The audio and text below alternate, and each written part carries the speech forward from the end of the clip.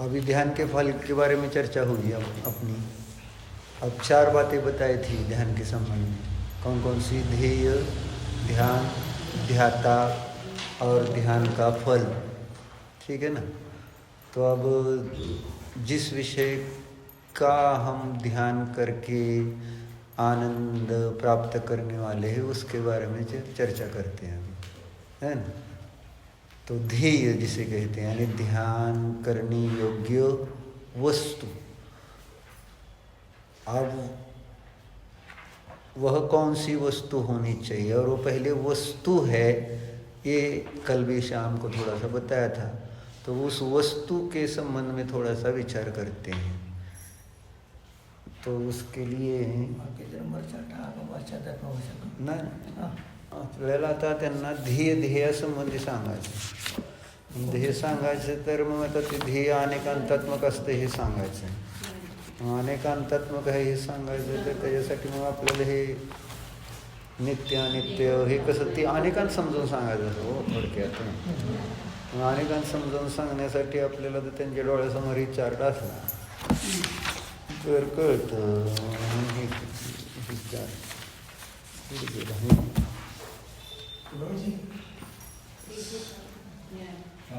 त्याच्यामध्ये chart number 17 number chart.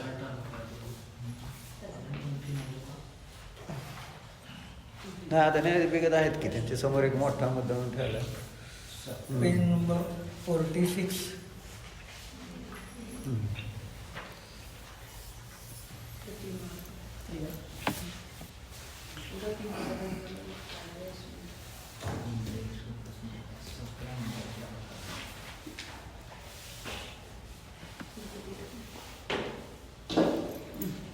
अरे हे समजून सांगतो ना। हा चालू आहे। आता त्यांना ती वस्तू सत आहे हे सांगायचे आपल्याला। सत आहे म्हणून ती ॲनालिसिस त्याचं करताना ती द्रव्यगुण पर्यायात्मक, उत्पाद वे द्रव्यात्मक हे सिद्ध करून दाखवायचं। आणि मग ही जेव्हा द्रव्यगुण पर्यायात्मक, उत्पाद वे द्रव्यात्मक ही आणि मग इथं ते जेव्हा अनेकांत म्हणजे नित्य अनित्य हे सगळं मग ते स्पष्ट करायचं। आता पहिल्यांदा हे सांगा, मग द्रव्यगुण पर्याय सांगा, मग उत्पाद वे द्रव्य मी पण बोलतो।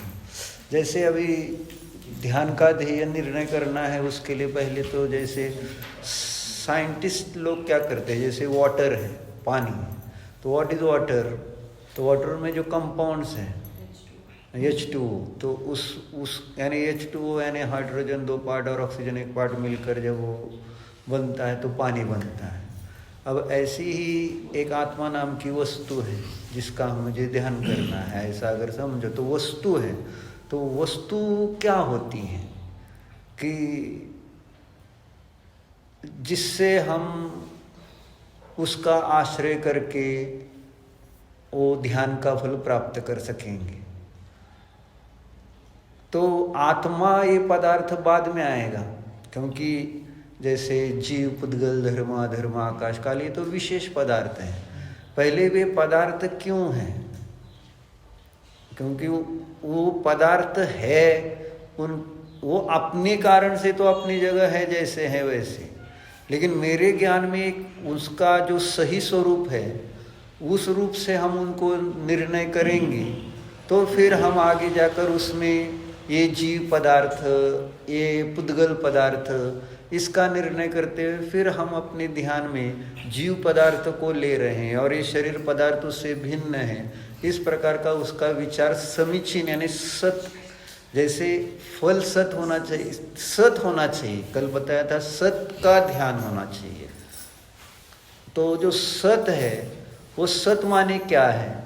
तो ये 3 सूत्र तत्वार सूत्र में आज सत माने वो अनेकांतात्मक वस्तु, जो वस्तु होगी वो अनेक, क्योंकि वस्तु के संबंध में ही सब लोगों की अपनी अपने को प्रतीति में जैसे आई उस प्रकार से उस वस्तु को मानते आए। तो उसके लिए वस्तु संबंधी का कंसेप्ट क्लियर होना चाहिए कि जिससे कि उस वस्तु की स्वतंत्रता सिद्ध हो। क्योंकि कहा था ना कि स्वतंत्रता में यानी फल, स्वतंत्रता फल जो है वो स्वतंत्र ध्येय के आश्रय से प्रकट होगा। अगर ध्येय अपना, विषय अपना अगर पराधीन हो तो उसके आधार से अपना फल स्वतंत्रता भी प्रकट नहीं होने वाला। जो अपना ध्येय है वो अगर हो ही नहीं तो भी अपने को फल मिलने वाला नहीं है। इसलिए उस ध्येय को जिसका ध्यान करेंगे उस वस्तु का पहले निर्णय करेंगे सामान्य रूप से और फिर विशेष रूप से। दो पद्धति से वस्तु का निर्णय होगा। जैसे कहते हैं ना कि हम सब यहाँ पर कौन हैं, हम सब कौन हैं, मनुष्य हैं, सामान्य इसको कहेंगे मनुष्य। और इसमें फिर भेद विशेष होंगे, तो कोई पुरुष है, कोई स्त्री है, तो ये विशेष भेद होंगे। तो ऐसे ही यहाँ वस्तु में जितने जग में पदार्थ है तो एक सामान्य रूप से देखते हैं तो वो कैसे हैं, तो उनको कहते हैं सत। सत द्रव्य लक्षण में 3 सूत्र आते हैं तत्वार सूत्र में। सत द्रव्य लक्षणम, उत्पाद वे द्रव्ययुक्तम सत और गुण पर्ययवत द्रव्य। तो जिसके द्वारा हम वस्तु का पहले एक स्वतंत्रता का भी निर्णय और वो वस्तु की वस्तुपना का भी निर्णय कर सकते हैं। क्योंकि जो वस्तु है नहीं, जैसे आकाश का फूल, आकाश, आकाश समझता है ना, एंड स्पेस एंड फ्लावर, तो होता है क्या, तो है नहीं, है ना। तो उस आकाश के फूल की सुगंध ले लो बोले तो ले सकेंगे क्या, नहीं, क्योंकि है नहीं वस्तु, तो उसकी अर्थ क्रिया नहीं बन सकती। अर्थ क्रिया माने उसकी अपनी प्रयोजनभूत क्रिया या गीत सांगचाल मदमान, उसकी अपनी प्रयोजनभूत क्रिया जो होती है वो जब वस्तु होगी तो उसकी क्रिया हो सकती है, और वस्तु ही ना हो तो उसकी प्रयोजनभूत क्रिया भी कैसे हो। गधे का सिंग होता है क्या, डोंकी, डोंकी के ऊपर है नहीं, वो नहीं होते हैं, तो वो है ही नहीं चीज। या खरगोश नहीं, वांझेचा मुलगा नसतो, हाँ बंध्या पुत्र, लेकिन बंध्या भी क्या, जो माँ बनने के लिए नहीं है। हाँ, माँ बनने की योग्यता जिसमें यानी ऐसे होती है, तो उसका पुत्र हो ही नहीं सकता है, तो उसके द्वारा कोई कार्य होने का विषय ही नहीं बनेगा। तो ऐसे ही अगर जीव नाम का पदार्थ हो ही ना तो उसके आश्रय से कोई कार्य होगा ही नहीं। इसलिए पहले पदार्थ जो है वो पदार्थ का अपना जो स्वरूप है कि जिससे वह सत रूप से सिद्ध होगा और जिसके कारण उसकी स्वतंत्रता भी सिद्ध होगी। ये 2 बातें इंपॉर्टेंट है ध्येय के बारे में। और फिर आगे जाकर फिर वो जीव का ध्यान करना कि पुद्गल का ध्यान करना, फिर पुद्गल आदि बाह्य पदार्थों का ध्यान किस अपेक्षा से करना, अपना लक्ष्य कौन सा होना चाहिए, वो सारा आगे लेंगे। तो पहले 3 सूत्र कहे, कौन से, सद्रव्य लक्षणम, गुण उत्पाद वे द्रव्ययुक्तम सत और गुण पर्ययवत द्रव्यम। अब इसके माध्यम से यानी कोई भी पदार्थ, पुस्तक सत है तो इसको गुण और पर्याय से युक्त होना चाहिए, और इसमें उत्पाद व्यय और द्रव्य ये सिद्ध होने चाहिए, तब जाकर इस वस्तु का अस्तित्व सिद्ध होगा। फिर ये पुस्तक है ये सिद्ध हो सकता है। तो एनालिसिस कर रहे हैं ये पदार्थ का, जिस किसी जो भी पदार्थ अपने ज्ञान के विज्ञेय बन रहे हैं यानी अपने विचार के विषय बन रहे हैं, तो उन सारे पदार्थों का एक अपना ओरिजिनल जो स्वरूप, एक सामान्य स्वरूप जिसे कहते हैं कि जिसके द्वारा उसका हैपना सिद्ध होता हुआ फिर आगे जाकर उसमें जो विशेष गुण होते हैं तो उन विशेष गुणों से फिर इन पदार्थों का एक अलग अलग अस्तित्व समझ में आता है कि जीव नाम के पदार्थ पृथक है, पुद्गल नाम का पदार्थ पृथक है, धर्म द्रव्य नाम का एक पदार्थ पृथक है, अधर्म द्रव्य नाम का एक पदार्थ पृथक है, आकाश द्रव्य और काल द्रव्य से 6 पदार्थ आपने पढ़े हैं। है ना, थोड़ा आपके इसमें देखा था हमने कि नहीं पड़ेगी। यानी जो विश्व है, जो ये व्यवस्था है वस्तु की, उसमें ये 6 द्रव्य होते हैं और ये जो विश्व है वह किसी ने बनाया हुआ नहीं है, वह अनादिकाल से है, अनंत काल तक रहेगा और वो स्वयंभू है, यानी स्वयं अपने कारण से है, उसका कोई कर्ता यानी करने वाला कोई गॉड ऐसा ऑलमाइटी जो है कि वो करता है। और तब तो फिर वो सारे प्रश्न उसमें खड़े होते हैं कि वो अगर ईश्वर एक माने कोई एक सबका कर्ता है ना, गॉड, तो फिर प्रश्न ये निर्माण हो सकते हैं ना कि क्यों इसने निर्माण किया, प्रयोजन क्या था। ना तो सांगेगी तुम्हें, ठीक है। तो क्यों निर्माण किया ये प्रश्न आएगा, क्योंकि अगर निर्माण ही नहीं करते फिर ये सारा विषय नहीं बनता अपने को ध्यान करने का और ये करने का, और फिर उसको जब चाहे वो मिटा भी सकता है, तैयार भी। तो इस कारण से यानी वो व्यवस्था नहीं बन पाती कि वो कोई एक कर्ता और उसके द्वारा इस विश्व की रचना हुई आदि आदि। फिर उसने किसमें से ये सारी चीजें बनाई, आप बताओ थोड़ा सा। यानी ईश्वर कर्तृत्व का अभाव, यानी हम जब पहले जैन सिद्धांत प्रवेशिका में यही लेते हैं ना कि विश्व अनादि अनंत स्वयंभू है, तो उसमें जो हेतु देते कि उसमें गॉड क्यों नहीं है, उसका कर्ता हर्ता, तो उसमें एक तो हेतु बनाने का प्रयोजन क्या है उसका। दूसरा हम प्रश्न ये भी करते हैं ना, क्या प्रश्न अभी किया था मैंने, किसमें से बनाई ये सारी चीजें, है ना, सामग्री कहाँ से वो तैयार की, जिसमें से ये सोर्स क्या है उसका, यानी कि जिसके द्वारा कुछ भी नहीं था, जैसे जादूगर होता है मैजिशियन, और वो हवा में से जैसे वो निकलता है ना, ऐसे कभी पक्षी पंछी निकलता है, कभी पैसे निकलता है, तो वो जो नहीं था वो निकल रहा है कि जो है वही आता है, वो तो ट्रिक्स रहती है। तो ऐसी जो भगवान होता है इजी है मैजिशियन कि उसने कुछ नहीं ऐसे ही कुछ छू मंतर किया और कुछ ऐसी वस्तुएं तैयार की, कोई जीव तैयार किए, कोई ऐसे शरीर तैयार किया, ये सब पानी पेड़ ऐसे ऐसे कोई मैजिशियन है क्या गॉड कि जो, और वो भी बना रहा है तो किसी वस्तु को लेकर बना रहेगा, बिना वस्तु के बना रहा है।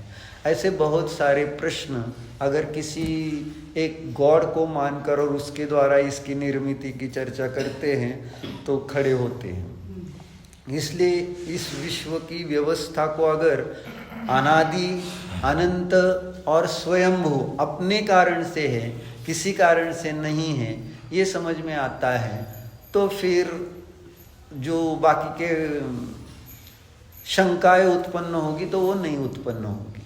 तो इसलिए स्वयंभू प्रत्येक पदार्थ स्वयं है। अब ये हमने निर्माण किया, हम कह रहे हैं, एक इन्वेंशन होता है और एक डिस्कवरी होती है, दो चीजें ना।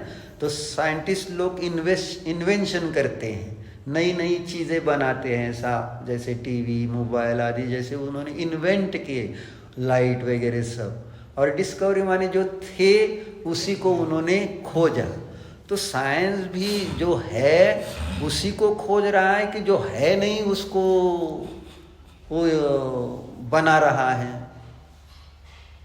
जो आज के साइंटिस्ट हैं जो इन्वेंशन कर रहे हैं, तो किसी जो कुछ है नहीं और फिर वो कोई नई चीज बना रहे हो, ऐसा होता है क्या? किसी वस्तु में से वो कुछ उसका एक प्रिपरेशन करके उस रूप से फिर वो वस्तु अपने सामने रख रहे, बस ऐसा है। लेकिन ऐसे नहीं कुछ रॉ मटेरियल नहीं हो और वो वस्तु बन गई हो, तो है ही जो चीज़ उसी में से सब चीज़ें होती हुई देखी जाती हैं। इसलिए प्रत्येक पदार्थ जो इन्वेंट हुआ है वह भी सत ही है, वो है नहीं ऐसा नहीं, बट उसके पहले कुछ दूसरे फॉर्म में था, अब उसको दूसरे फॉर्म में बना दिया। जैसे ये किताब पहले किस फॉर्म में थी, यानी किताब की जो सारे कागज़ थे वो ट्री के फॉर्म में थे, और फिर उसी को फिर गला सड़ाकर फिर उसमें से एक कागज़ बनाकर फिर इसमें प्रिंटिंग करके और ये किताब का बाइंडिंग करके बन गई, यानी है उसी को बना दिया है। इसलिए वस्तु का जो स्वरूप है वो आचार्य ने कहा सत द्रव्य लक्षणम। यानी जिस किसी पदार्थ का, एक मोबाइल सत है, एक किताब सत है, माइक सत है, शरीर सत है, और यहाँ पर जो अपने ध्यान का ध्येय बनने जाने वाला है वह जीव भी सत है। यानी सत उसका लक्षण है, यानी वस्तु का सामान्य लक्षण कहते हैं उसको। तो सभी जितने भी विश्व में पदार्थ हैं वे सारे सत हैं। अब ये सत बोलने पर सत का अभिप्राय समझ में आ गया क्या? सत माने क्या, ये प्रश्न आना चाहिए। यानी जो कोई आचार्य पहले उस सूत्र में बताते हैं उसमें जो कोई विशेष एक शब्द आता है जिसकी हमें पहचान नहीं है, यानी उसका स्वरूप पता नहीं है, तो उसको अगले सूत्र में स्पष्ट करते हैं। तो जब आचार्य ने कहा वस्तु क्या होती है, सत होती है, तो सत माने क्या? तो फिर आचार्य ने आगे बताया कि जिसमें उत्पाद व्यय द्रव्य रूप परिणाम दिखाई देते हैं उसका नाम है सत। उत्पाद व्यय द्रव्य युक्तम सत। अब ये उत्पाद व्यय और द्रव्य क्या है कि जिस कारण से प्रत्येक पदार्थ सत होता है, यानी प्रत्येक पदार्थ का है पना सिद्ध होता है, क्योंकि बिना उत्पाद व्यय और द्रव्य के वस्तु का सतपना सिद्ध होने वाला नहीं है। और वस्तु सत नहीं सिद्ध होगी तो वह आकाश पुष्पवत, जैसे कहा आकाश के फूल के समान वो होगी, माने है नहीं, बस उसकी कल्पना होगी। और प्रॉब्लम यही हुआ है धर्म के संबंध में। धर्म के जितनी बातें आती हैं तो वो सारी यानी इंद्रिय ज्ञान के विषय न होने के कारण वो काल्पनिक मान ली जाती हैं, और काल्पनिक मानने के कारण उसको असत्य माना जाता है। यानी कुछ है नहीं, ये सब ऐसे किन्हीं लोगों ने थोड़ी सी यानी एक अलग से कल्पना करके एक धर्म नाम उसको दे दिया है। तो ऐसा धर्म नहीं है, धर्म अपने इंद्रिय ज्ञान का विषय नहीं बनता है। तो इस कारण से उसका अस्तित्व ही झुटलाना इट्स नॉट राइट, है ना। जो धर्म की बातें हैं उसमें जितना जो कुछ वर्णन आता है वो सारा होता है सब, है ना। तो ये निर्णय करने के लिए सत का स्वरूप समझना पड़ेगा। तो सत किसे कहा? जिसमें उत्पाद व्यय और द्रव्य होता है। अभी उत्पाद व्यय द्रव्य आपने पढ़ा है क्या है? तो उसके लिए चार्ट है उत्पाद व्यय द्रव्य का, ते काढा गया था चार घटमौली सुवर्णार्थी सांगा गया था तुम्ही म्हणजे उत्पाद द्रव्याचा चार्ट जुने न्यायाधिपिकांच्या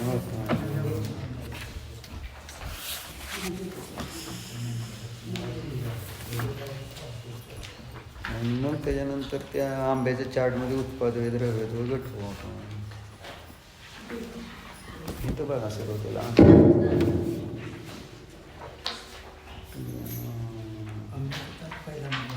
नाही ते आपण घटमौली सुवर्णार्थी ते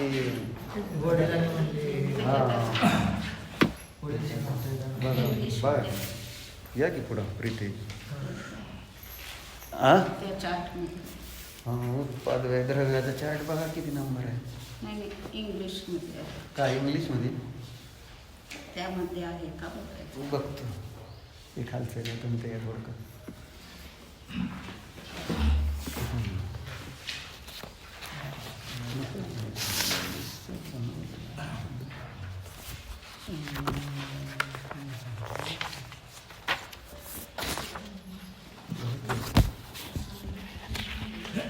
आलं लक्षात तुमच्या महाराजांच्या जुन्या न्यायाधिकाऱ्यावर होता नाही आहे नंबर नाही आहे.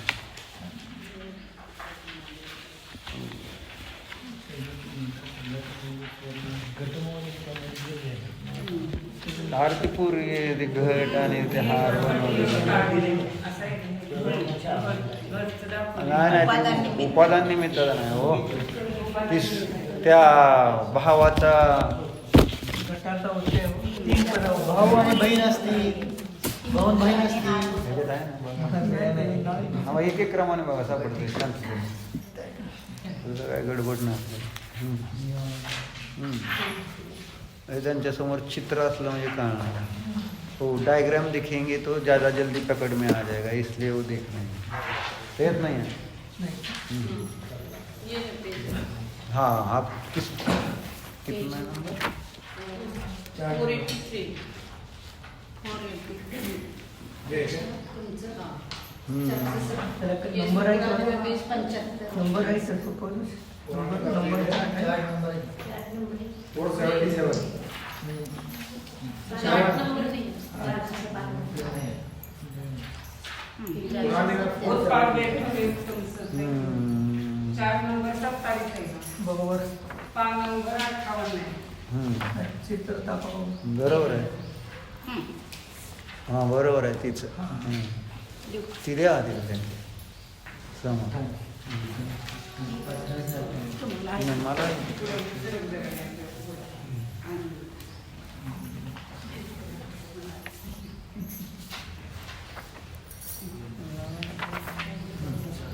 सांगता का कोणी सांग प्रीती उत्पाद विद्रव्यत्व सतपणा सिद्ध करून दाखवा ना त्यांना. आणि मग त्याच्यानंतर गुणपर्याय द्रव्यम, आणि मग कसा जीवामध्ये गाठवायचं. हे एकदा इथं गाठवायचं की पदार्थाचं अस्तित्व कसं आहे.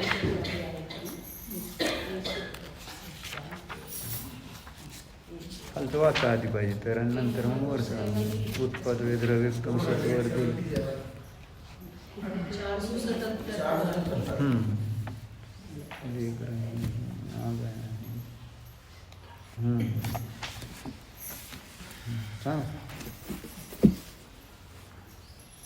जैसे उसमें क्या है, सोने का घड़ा है. अब वो जो सोने का घड़ा है, वो सोने का घड़ा देख करके वो जो बहन है, गर्ल है, वो बहुत खुश हो रही है कि ये सिस्टर. अच्छा, हाँ सिस्टर. जो मला सिस्टर है हिंदी वो येते, बहुत- मराठी हिंदी येते. हाँ, हिंदी. बहन बहन भाई. ठीक है. तो वो बहुत खुश हो रही है कि सोने का घड़ा है. लेकिन जो भाई है वो सोच रहा है कि इस घड़े को मोड़ कर यदि क्या बनाया जाए, मुकुट बना दिया जाए तो अच्छा होगा. इसलिए उसने क्या किया, उस घड़े को मोड़ कर मुकुट बनाया, उसी सोने के घड़े को. तो जैसे ही घड़े का क्या हो गया, मुकुट बनाया, तो वो बहन रोने लगी. लेकिन जो भाई है वो खुश हो गया क्योंकि उसको क्या हो गया, घड़े का मुकुट बना दिया. अब इसमें घड़ा जो है वो तो पिताजी सोच रहे हैं चाहे घड़ा है या मुकुट है, उसमें सोना तो सोना है, इसलिए कुछ भी बना दिया जाए तो मुझे कोई दिक्कत नहीं है. तो पिताजी को कोई ना सुख हुआ ना कुछ दुख हुआ. लेकिन जो बहन है उसको दुख हुआ है और जो भाई है उसको वो खुश हो गया है. अब इसमें क्या है, तो जो घड़ा था वो घड़ा का क्या हो गया है, मुकुट बनाया, यानी मुकुट बनाने में उत्पाद हुआ. तो घड़े का नाश हुआ. वो बाजू में 3 चित्र है ना, वो घट है, उसके बाद वो ऊपर मुकुट दिखाया है, क्राउन है ना, वो सोने गोल्ड का है. तो गोल्ड का जो ये था बर्तन, तो गोल्ड का बर्तन मिटाकर उसको उसका गलाकर उसको मुकुट बना दिया है, क्राउन बना दिया है.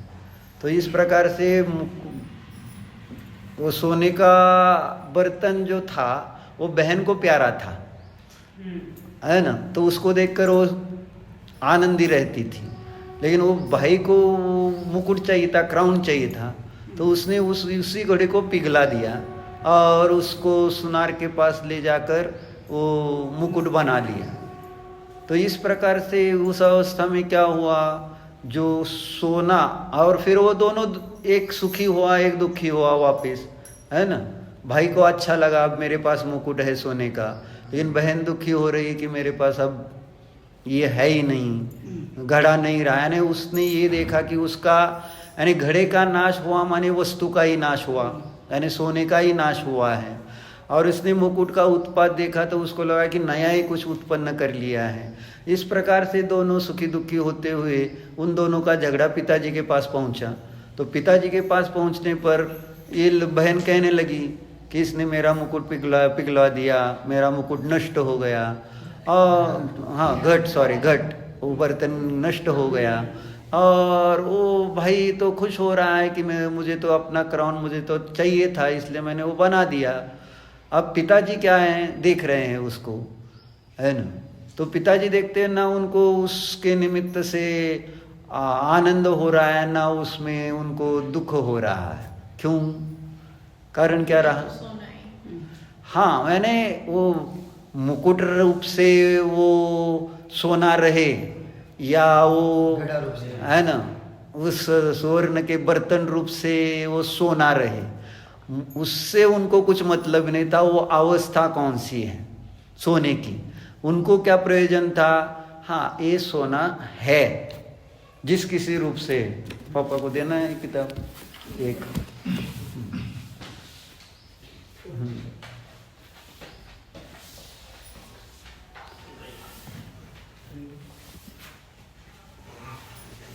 तो इसमें हुआ क्या है, तो अपने को ऊपर दिया है ना सूत्र, उत्पाद व्यय द्रव्य युक्तम सत, यानी पदार्थ सत क्यों है, इसके लिए पदार्थ का अस्तित्व किस कारण से है।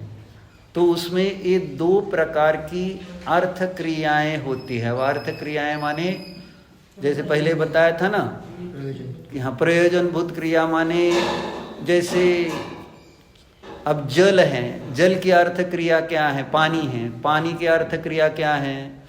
यानी पानी का कार्य क्या है? यानी पानी जिसको प्यास लगे उसको पीने में काम में आएगा, प्यास बुझाने के काम, या अग्नि बुझाने के काम में आएगा, या कपड़े आदि धोने के काम में, वो उसकी पानी की अर्थ क्रिया है ना। और तभी उस पानी का हैपना अच्छी तरह स्वीकार किया जाएगा। अगर वो अर्थ क्रिया ना हो तो वह पानी भी पानी कहलाने का संबंध ही नहीं होता आता है। या अग्नि है, उसकी अर्थ क्रिया क्या है? उष्णता है, यानी गर्म रूप से अग्नि है ना। फायर की अर्थ क्रिया वो गर्म रूप से परिणत होते रहना, यह उसकी अर्थ क्रिया है। तो वैसे जब वस्तु है तो वस्तु की अर्थ क्रिया क्या है? सुबह प्रवचन में भी आया था, वस्तु में दो प्रकार की अर्थ क्रियाएं जब होती रहेगी तब उस वस्तु के सतपना की सिद्धि होगी। यानी ये है किस कारण से, तो उसका कारण हमें ढूंढना है। अब ये है इतना तो समझ में आ रहा है, लेकिन इसी को किसी ने कहा कि ये तो क्षणिक है, यानी क्षणिक समझ में आ रहा है ना। क्षणिक माने टेम्परेरी है, ये टेम्परेरी है ना। यानी इसका स्वरूप ही सर्वथा टेम्परेरी मान लिया है। क्योंकि अब देखो ये अगर इसको अग्नि में डाल दिया, जल गया तो ये नहीं रहा। और इस प्रकार से जो बौद्ध मत आदि में चलता है कि उन्होंने अपने आप वस्तु का स्वभाव किस प्रकार से माना है कि सभी वस्तुएं टेम्पररी ही है, सर्वम क्षणिकम सत्वात्। यानी उन्होंने वस्तु का स्वभाव, यानी इस किताब का स्वभाव, माइक का स्वभाव, उन्होंने भी सत कहा, लेकिन सत का अर्थ क्या लिया? केवल वो नष्ट होने वाला जो होता है उसको कहते हैं सत। यानी वो कोई भी चीज कांस्टेंट नहीं है, ऐसा उन्होंने वस्तु के संबंध में चिंतन किया। उसका भी प्रयोजन है। जिन जिन मतवादियों ने, यानी जो बौद्ध है, सांख्या, ऐसे जो षड्दर्शन में आने वाले हैं जिनकी जैसी मान, तो उन्होंने भी जो धर्म की ही रचना की है। और धर्म माने सुख, जीवों को सुख हो, इसके लिए ही धर्म की रचना है।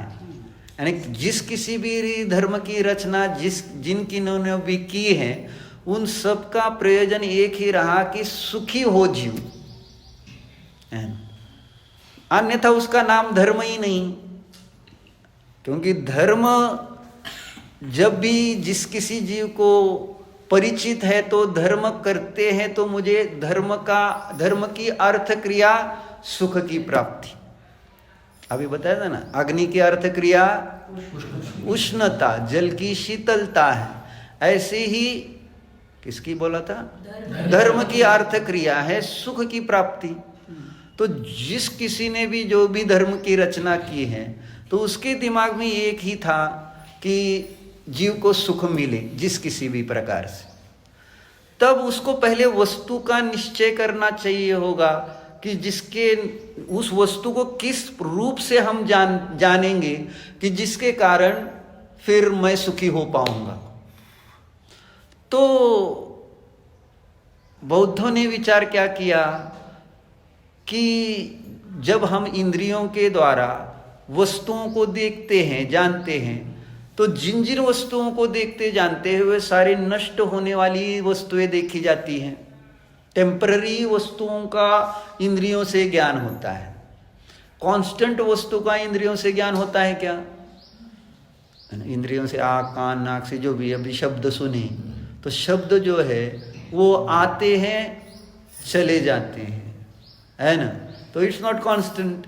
ऐसे रूप का जो विषय है, आँखों का विषय जो रूप है, जो हमने देखा था सुबह वो अभी नहीं होगा। यानी सुबह जो फूल देखा वो दोपहर में वैसा नहीं या शाम को मुरझाया जाएगा।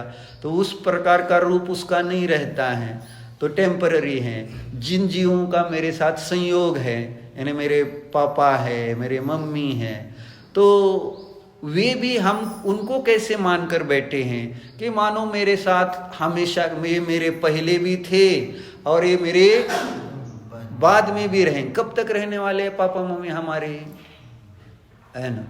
ये कब से हैं और कब तक रहेंगे? वे अनादि से हैं और अनंत काल तक रहेंगे कि हम जहाँ जन्मे तब से वे मेरे पापा मम्मी रहे, और जब वो जहाँ से यानी उनका डेथ हो गया तो फिर वो मेरे पापा मम्मी रहे, है ना? उनका जो सोल था, जिनको जिस शरीर में था, तो तब तक वो तो मेरे पापा मम्मी कहलाए। लेकिन जब वो निकल गए प्राण शरीर से, अब मैं उनको पापा मम्मी थोड़ी कह रहा हूँ, है ना? तो वो जो पापा मम्मी जिनको मैंने देखा है, तो मेरी दृष्टि में वो ऐसा होता है कि वो कांस्टेंट है ना? लेकिन बौद्धों ने ये चिंतन किया कि नहीं, इट्स नॉट कांस्टेंट, वो भी बदल रहे हैं। फिर हम ये शरीर, है ना, शरीर को मैं क्या मानकर बैठा हूँ? कांस्टेंट है। यानी ऐसे लगता है कि शरीर टेम्पररी है करके।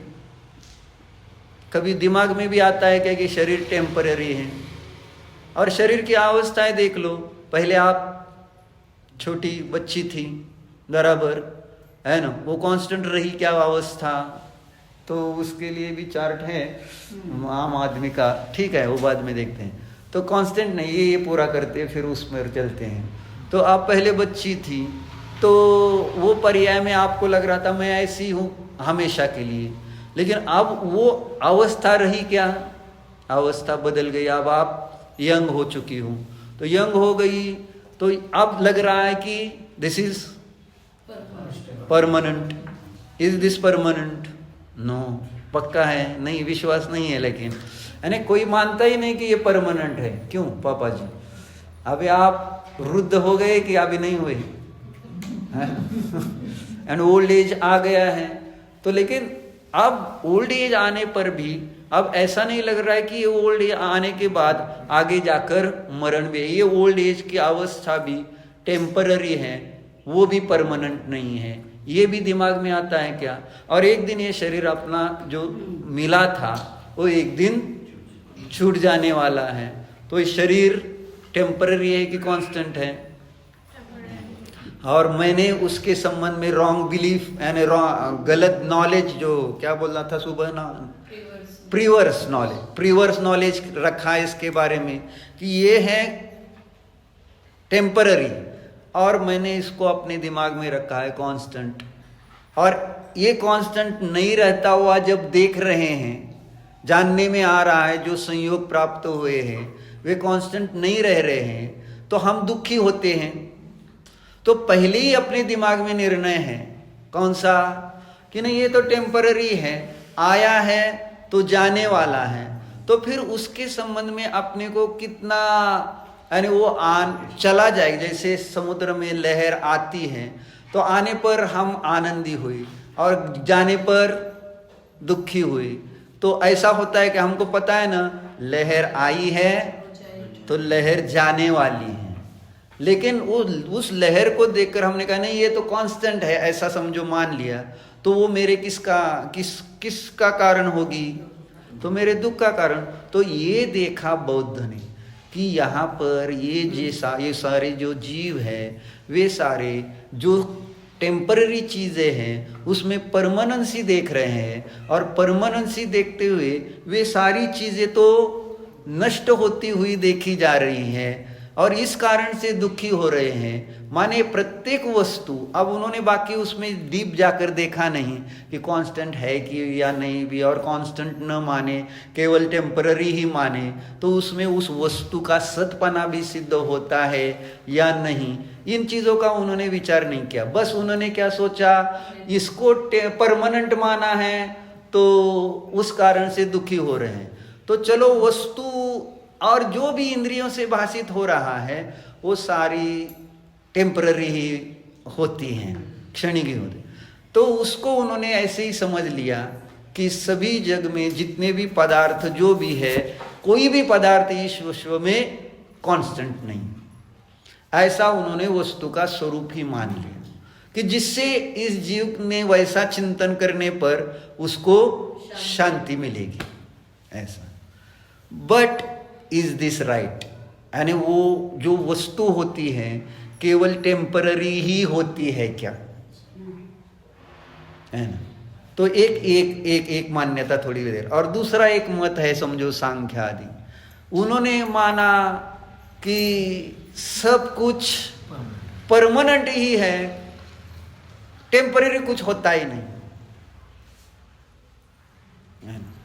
यानी इस प्रकार से उन्होंने वस्तु संबंधी निर्णय किया, क्योंकि जीवों को टेम्पररी देखने से दुख हो रहा है। उन्होंने पूरा उल्टा विचार किया, है ना? जिसको जैसे भाषित हो, हर एक का अपना अपना अलग अलग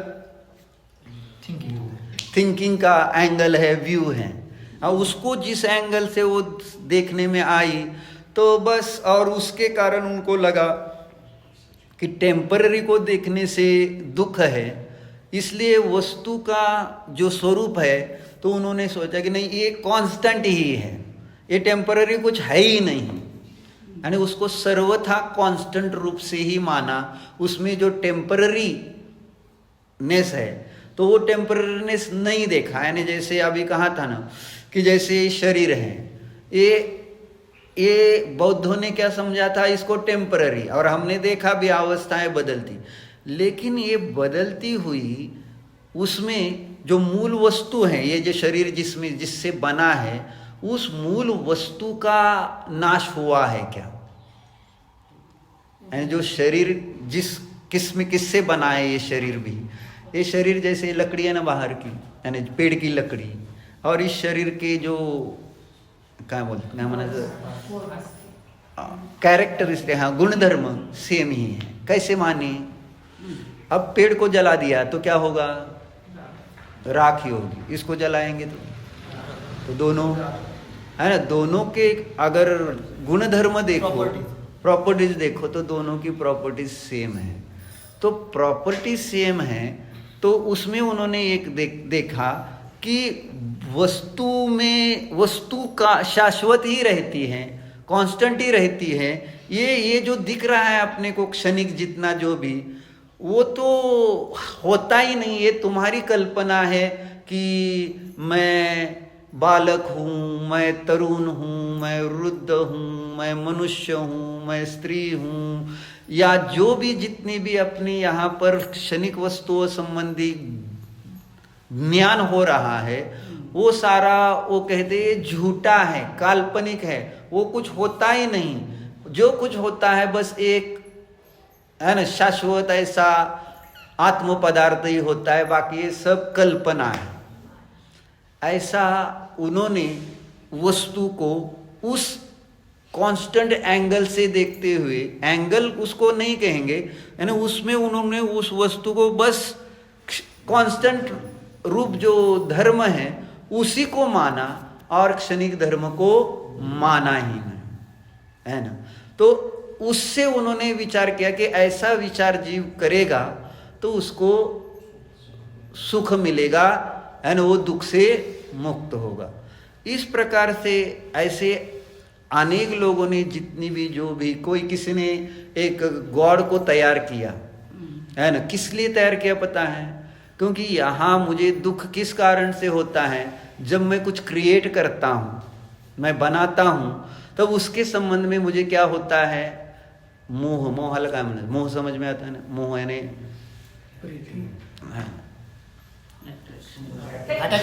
अटैचमेंट हो जाती है ना, कि मैंने बनाया है, मैंने तैयार। जैसे रोटी बनाई स्त्री, है ना, महिला स्त्री ने रोटी बनाई, तो रोटी बनाए तो इट्स हर क्रिएशन, तो क्रिएशन हुआ तो उसके संबंध में उसको क्या होता है, उसको अच्छा, यानी अच्छा बनाया है ऐसा बोल दिया तो क्या होता है? आनंद होता है। और बोल दिया कि नहीं ये तो अच्छी नहीं बनी रोटी, तो उसको दुख होगा। तो क्रिएशन का कर्तृत्व लेने पर, कर्ता बुद्धि, मैं करता हूँ, है ना, मैंने ये सब कुछ जो भी, यानी मैं डॉक्टर बन के पेशेंट को अच्छा करता हूँ, मैं इंजीनियर बन के अच्छी अच्छी बिल्डिंग की रचनाएं करता हूँ। इस प्रकार से जो कोई यहाँ जीव जितने हैं, उनके दिमाग में वस्तु का जो उनके द्वारा काम किया जाने वाला कार्य है, तो उसके वो कर्ता बनते हैं। और कर्ता बने के कारण, उनमें अटैचमेंट होने के कारण, फिर उसमें से राग द्वेष बनते हुए उस जीव को दुख झेलना पड़ता है। अब इस दुख को कैसे दूर करे? तुम कुछ करने वाले नहीं, है ना, जो कुछ कर रहा है वो गॉड कर रहा है। यानी अपना कर्तृत्व उसको देकर अपने को उस कर्तृत्व के, समझ में आ रहा है ना, कर्तृत्व के कारण जो मैं दुखी होता हूं, है ना, तो उस दुख को दूर करने के लिए कोई एक क्रिएट किया गया गॉड, कि वो एक ऑलमाइटी है और वो सब कुछ करता है, तुम कुछ करने वाले नहीं। तो इस कारण से अपने आप उस कर्तृत्व का अभाव होने से सुखी हो जाते हैं। तो ऐसी एक रचना हुई ईश्वर कर्तृत्व वाली। तो इस प्रकार से जिनके पास, है ना, सर्वज्ञ, सर्वज्ञ माने ऑमनिसाइंट, यानी केवल ज्ञान, सबको जानने वाला, ऐसा कोई, है ना, ऐसा कोई जीव रहा नहीं, तो उसके मत में जो भी वस्तु की व्यवस्था मानी गई, तो वो सारी, यानी छद्मस्त माने जो हम जैसे जीव है ना, यानी नहीं कम नॉलेज वाले, है ना, हम सबको जानने वाले नहीं हैं, तो कम जाने, तो उनके द्वारा जो रचना हुई तो वो उनकी कल्पना से बनी है ना, और उन्होंने वो कल्पना इस कारण से कि उसमें से सुख मिले। लेकिन इस प्रकार से कुछ कल्पना करके वो उनके ज्ञान के लिए ठीक रहा, लेकिन वस्तु वैसी है क्या, ये निर्णय होना जरूरी था। और उस निर्णय के अभाव में उनके द्वारा जो की गई कल्पना है, वो कुछ देर के लिए तो शांति दे सकती, टेम्पररी आनंद दे सकता है, लेकिन परमानेंट नहीं। क्योंकि वस्तु संबंधी जो मूल में भूल जिसे कहते हैं, यानी बेस में ही गलती हो गई है, तो फिर आगे जाकर उसके आधार से जो भी आनंद शांति की प्राप्ति वो करते हैं या मानते हैं, या थोड़ी देर अच्छा लगता है, सब क्षणिक है, क्षणिक है, क्षणिक है, कुछ नहीं, कुछ नहीं, है ना, मैं उसको परमानेंट, तो ऐसा चिंतन करते हुए अच्छा लगता है। फिर सबके प्रति जो अटैचमेंट है वो अपने आप कम हो जाती है, कि ये पापा मम्मी है, ये भी क्षणिक है, टेम्पररी है। तो जो मेरा अटैच, जैसे आप यहाँ आए, तो यहाँ आए तो परमानेंट आए हो कि टेम्पररी है ना, टेम्पररी की परमानेंट? टेम्पररी पक्का, परमानेंट नहीं। तो यहाँ तो परमानेंट ही आना पड़ेगा, यहाँ माने यहाँ, हाँ परमानेंट है, तभी जाकर, है ना। यहाँ आना माने इस क्षेत्र की बात नहीं, यहाँ आने, यहाँ अपने पास आना, वो परमानेंट आएंगे तो, नहीं तो फिर टेम्पररी आएंगे तो फिर दुखी हो जाएंगे वहाँ बाहर जाकर। तो कहने का ये था कि अब यहाँ आए तो आपका कितना अटैचमेंट हो रहा है यहाँ पर, कि जिससे कि आपको ऐसा लग रहा हो कि नहीं इनको छोड़कर जाएंगे तो फिर मेरा कैसे होगा, क्या होगा, यानी आप पूरे दुखी हो जाएंगे। ऐसा है, रह रहे हैं सब, आपको अच्छा भी लग रहा है, लेकिन दिमाग में आपका एक फिक्स है कि नहीं इसमें यहाँ मेरा कोई नहीं है। ओके, कितना अच्छा है। जब इस प्रकार से वही है, यानी आगे जाकर वही चिंतन जब बनता है कि कोई भी, यानी ये तो जैसे हम बाहर गांव गए तो वहाँ के लोगों को हम अपना नहीं मान रहे हैं, यहाँ मेरे कुछ नहीं है, ये तो टेम्पररी इनका संयोग। जैसे ट्रेन में जाते हैं, प्लेन में जाते हैं तो बहुत सारे फ्रेंड्स भी हो जाते हैं, उनसे गपशप भी हो जाती है, लेकिन we know they are going to leave, है ना, हमें पता है, या मैं तो उनको छोड़कर जाने वाला हूँ, तो होगा, लेकिन अंदर में वो जो एक अटैचमेंट नहीं हो जाता, पूरा अटैचमेंट जितना मेरे पापा मम्मी से होगा, मेरे भाई बहनों से होगा, मेरे रिश्तेदारों से जो अटैचमेंट, या मेरा जो घर है, जो भी चीज़ें मेरे संयोग में आई हैं उसके संबंध में जो अटैचमेंट होगा वो इनके संबंध में नहीं होगा, क्योंकि आपने एक फिक्स बिलीफ, राइट बिलीफ है, कौन सी, हाँ दैट्स राइट। तो इस प्रकार से वो टेम्पररी, सबको टेम्पररी करके देखने से एक सामान्य, फिर उस आदमी को ध्यान करते, वो भी उनका भी एक विपश्यना नाम का ध्यान है। बौद्धों के यहाँ पर नासिक के पास इगतपुरी करके गांव है, तो वहाँ पर एक बहुत बड़ा है वो, और बहुत सारे लोग, जैसे मैंने कल भी बताया था कि 10 दिन के लिए वो मौन देकर वो पूरा उस प्रकार की साधना, और उस साधना में वो एक ऐसा करते हैं कि चिंतन करो कि ये जो शरीर है उसको देखो, और वो हर एक पार्ट पर दिखाते हुए ये सब टेम्पररी है, कुछ नहीं, इस प्रकार से वो चिंतन कराते हैं।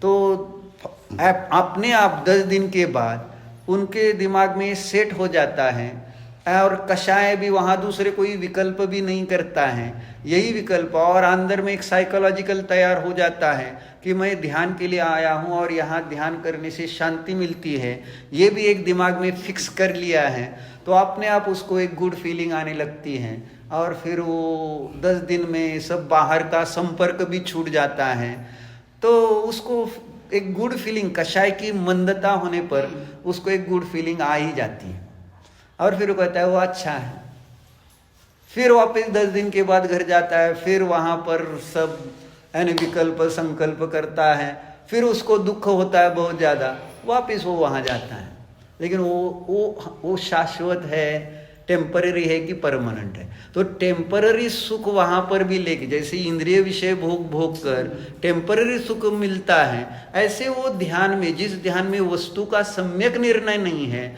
वहाँ पर भी वस्तु का, इसलिए बोल रहा हूँ, वस्तु का सतपना जो है उसका निर्णय होना चाहिए कि सत माने क्या, मात्र टेम्पररी या मात्र कांस्टेंट, या कोई अलग सा एक कोई उसको क्रिएट करने वाला, या दोनों टेम्पररी और परमानेंट दो चीज़ें अलग अलग है, एक यहाँ टेम्पररी चीज़ है, यहाँ एक परमानेंट चीज़ है, ऐसी भिन्न भिन्न है क्या वस्तु। अब इसको हमें इसका निर्णय करना है, जब मैं वस्तु देख रहा हूँ तो उसका निर्णय करना है। तो हर एक वस्तु जो है वह न सर्वथा परमानेंट है, न सर्वथा टेम्पररी है ना, बरोबर है ना, हाँ, न परमानेंट है न टेम्पररी। तो वस्तु में ये दोनों धर्म, जिसको कहते हैं, एक को कहते हैं नित्य धर्म और एक को कहते हैं अनित्य धर्म, तो एक ही वस्तु में ये दोनों परस्पर विरोधी हैं। नित्य माने कांस्टेंट और अनित्य माने टेम्पररी। अब ये दोनों विरोधी हो गए। अब ये दो विरोधी धर्म एक वस्तु में कल्पना करना किसी को भी संभव नहीं हुआ, क्योंकि जैसे प्रकाश और अंधकार है ना, डार्कनेस और लाइट, तो light and darkness can they stay together, क्योंकि ये परस्पर एक दूसरे का विरोध करने वाले हैं ना, तो वो जैसे एक जगह नहीं रह सकते, तो फिर ये कांस्टेंट रहने वाली वस्तु और परमानेंट एक ही वस्तु का धर्म कैसे हो सकता है, ये किसी को भी प्रश्न सॉल्व नहीं हुआ है। This question can not be solve by anyone, and इसलिए उन्होंने फिर वो थोड़ा सा एक जो धर्म उनको लगा कि इस धर्म के कारण यानी परमानेंट धर्म स्वीकार करेंगे तो जीव सुखी होंगे, लेकिन दिख तो रहा है टेम्पररी, तो टेम्पररी को उन्होंने काल्पनिक मान लिया। ये तो तुम्हारी कल्पना है कि जो आपको ये टेम्पररीनेस दिखाई दे रहा है। या बौद्धों ने जो कहा कि वस्तु टेम्पररी होती है, लेकिन मुझे लग रहा है कि ये कांस्टेंट है, तो जो कांस्टेंट लग रहा है वो मेरी कल्पना है, तुम्हारी कल्पना है, वास्तव में कुछ कांस्टेंट नहीं होता है, ऐसा बुद्ध कह रहा है। और जो सांख्य वो कह रहा है कि वास्तव में कोई है ना टेम्पररी होता ही नहीं, ये कल्पनाएं हैं, उस कारण से तुझे दुख है, तो उन कल्पनाओं को दूर करो तो तू सुखी होगा। इस प्रकार से वो चलते हैं। लेकिन मात्र टेम्पररी और मात्र कांस्टेंट ऐसी वस्तु हो ही नहीं सकती, है ना। जो भी वस्तु होगी, भले वो परस्पर विरोधी धर्म हो, नित्य और अनित्य परस्पर विरोधी धर्म क्यों ना हो, लेकिन वो एक ही वस्तु में एक साथ रहते हुए, एक दूसरे का विरोध नहीं करते हुए, एक दूसरे को सपोर्ट ही कर रहे हैं। अगर उसमें से एक निकाल दो तो वास्तव में वहां दूसरा भी नहीं रह सकता। अगर वस्तु में का टेम्पररी धर्म न मानो, सिर्फ कांस्टेंट धर्म मानो, तो टेम्पररी धर्म के अभाव में कांस्टेंट धर्म भी नहीं रह सकता। और एक कांस्टेंट ही मानो, टेम्पररी ना मानो, तो टेम्पररी के अभाव में कांस्टेंट धर्म भी नहीं रह सकता।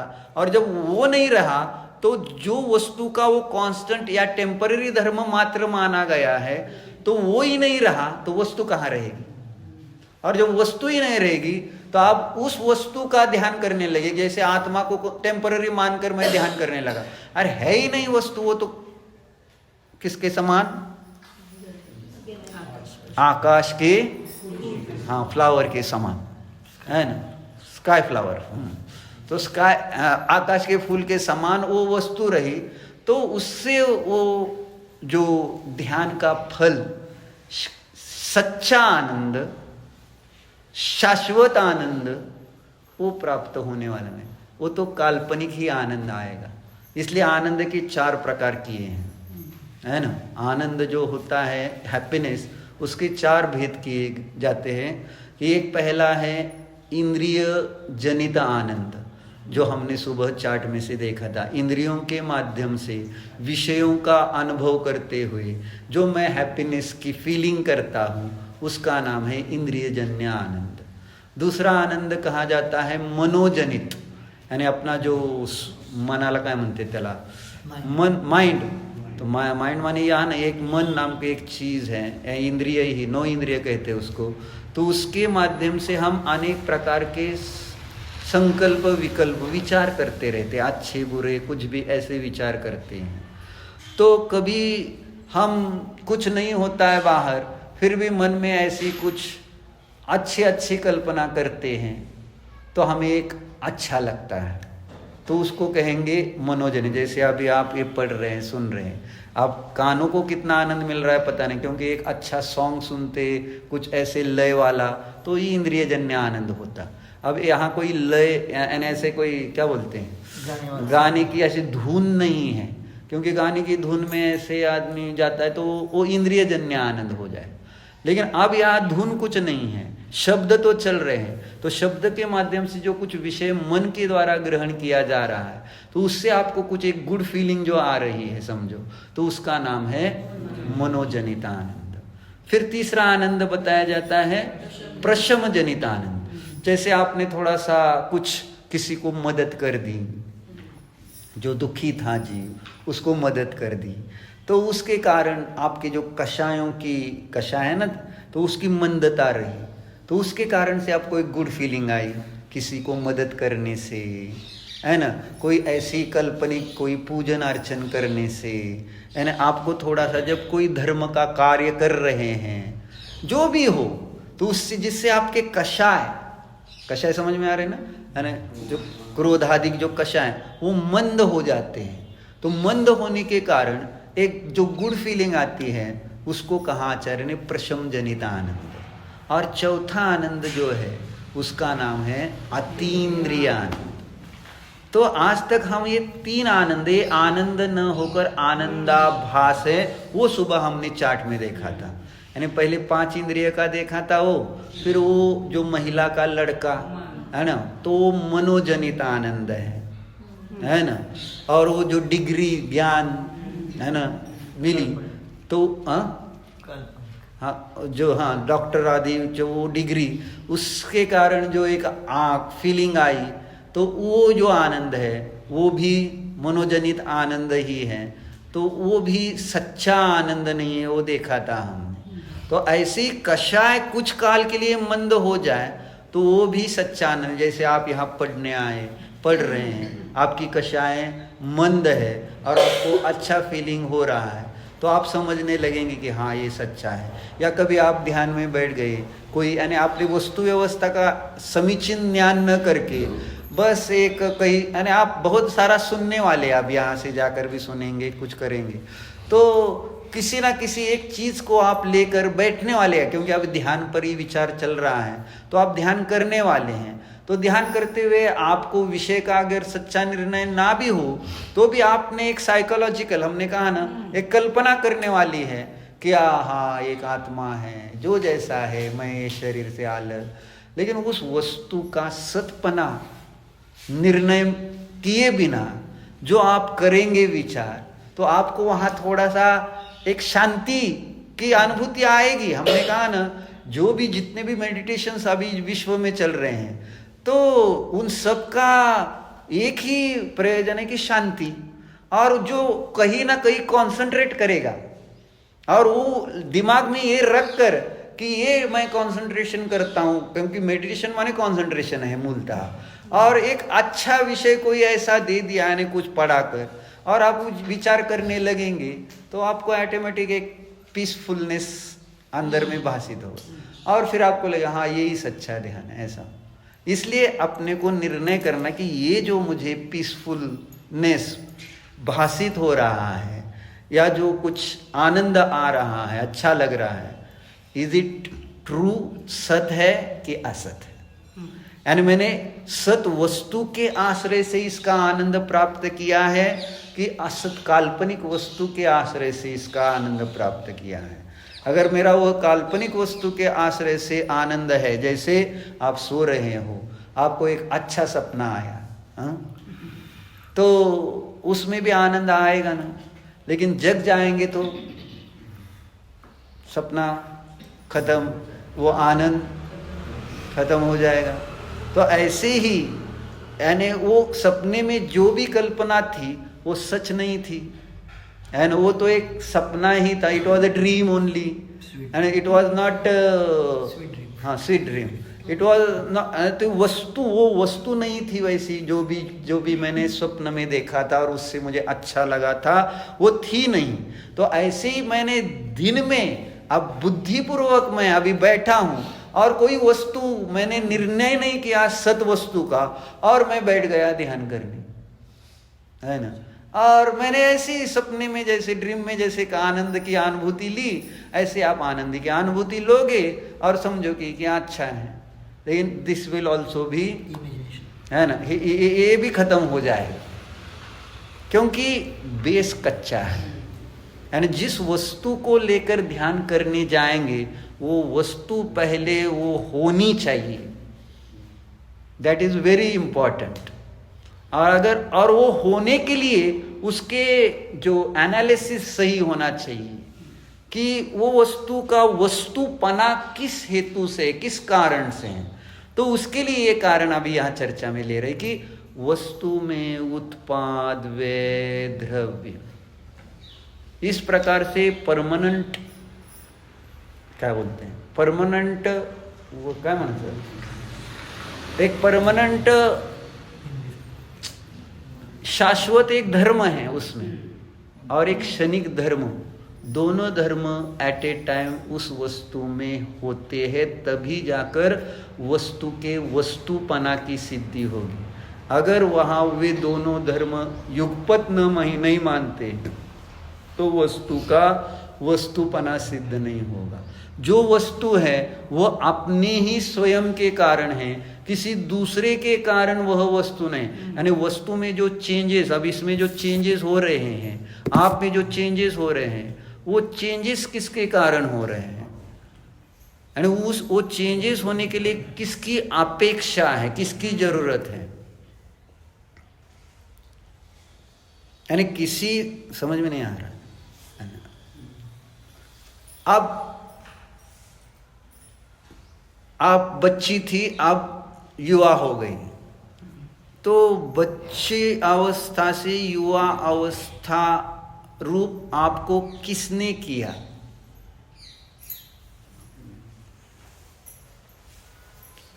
How did this become?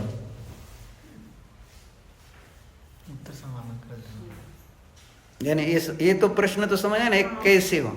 तो उसमें वही मुझे बताना था कि ये जो बदल हो रहा है वो वस्तु में वैसा बदल होने का धर्म है, यानी इसमें वैसे ट्रांसफॉर्म होने का स्वयं अपना एक धर्म है। उस कारण से आपको किसी ने खींच तान कर उसको बड़ा नहीं किया है, यानी एक स्वयं है। अब ये तो समझ में आया कि मुझे किसी ने नहीं, लेकिन इसमें भी हम ये कह सकते मैंने भोजन किया, मैंने ऐसे कुछ किया, एक्सरसाइज वगैरह, और उस कारण से मैं बड़ी हुई। तो भोजन आपके उस अवस्था को बदलने का कारण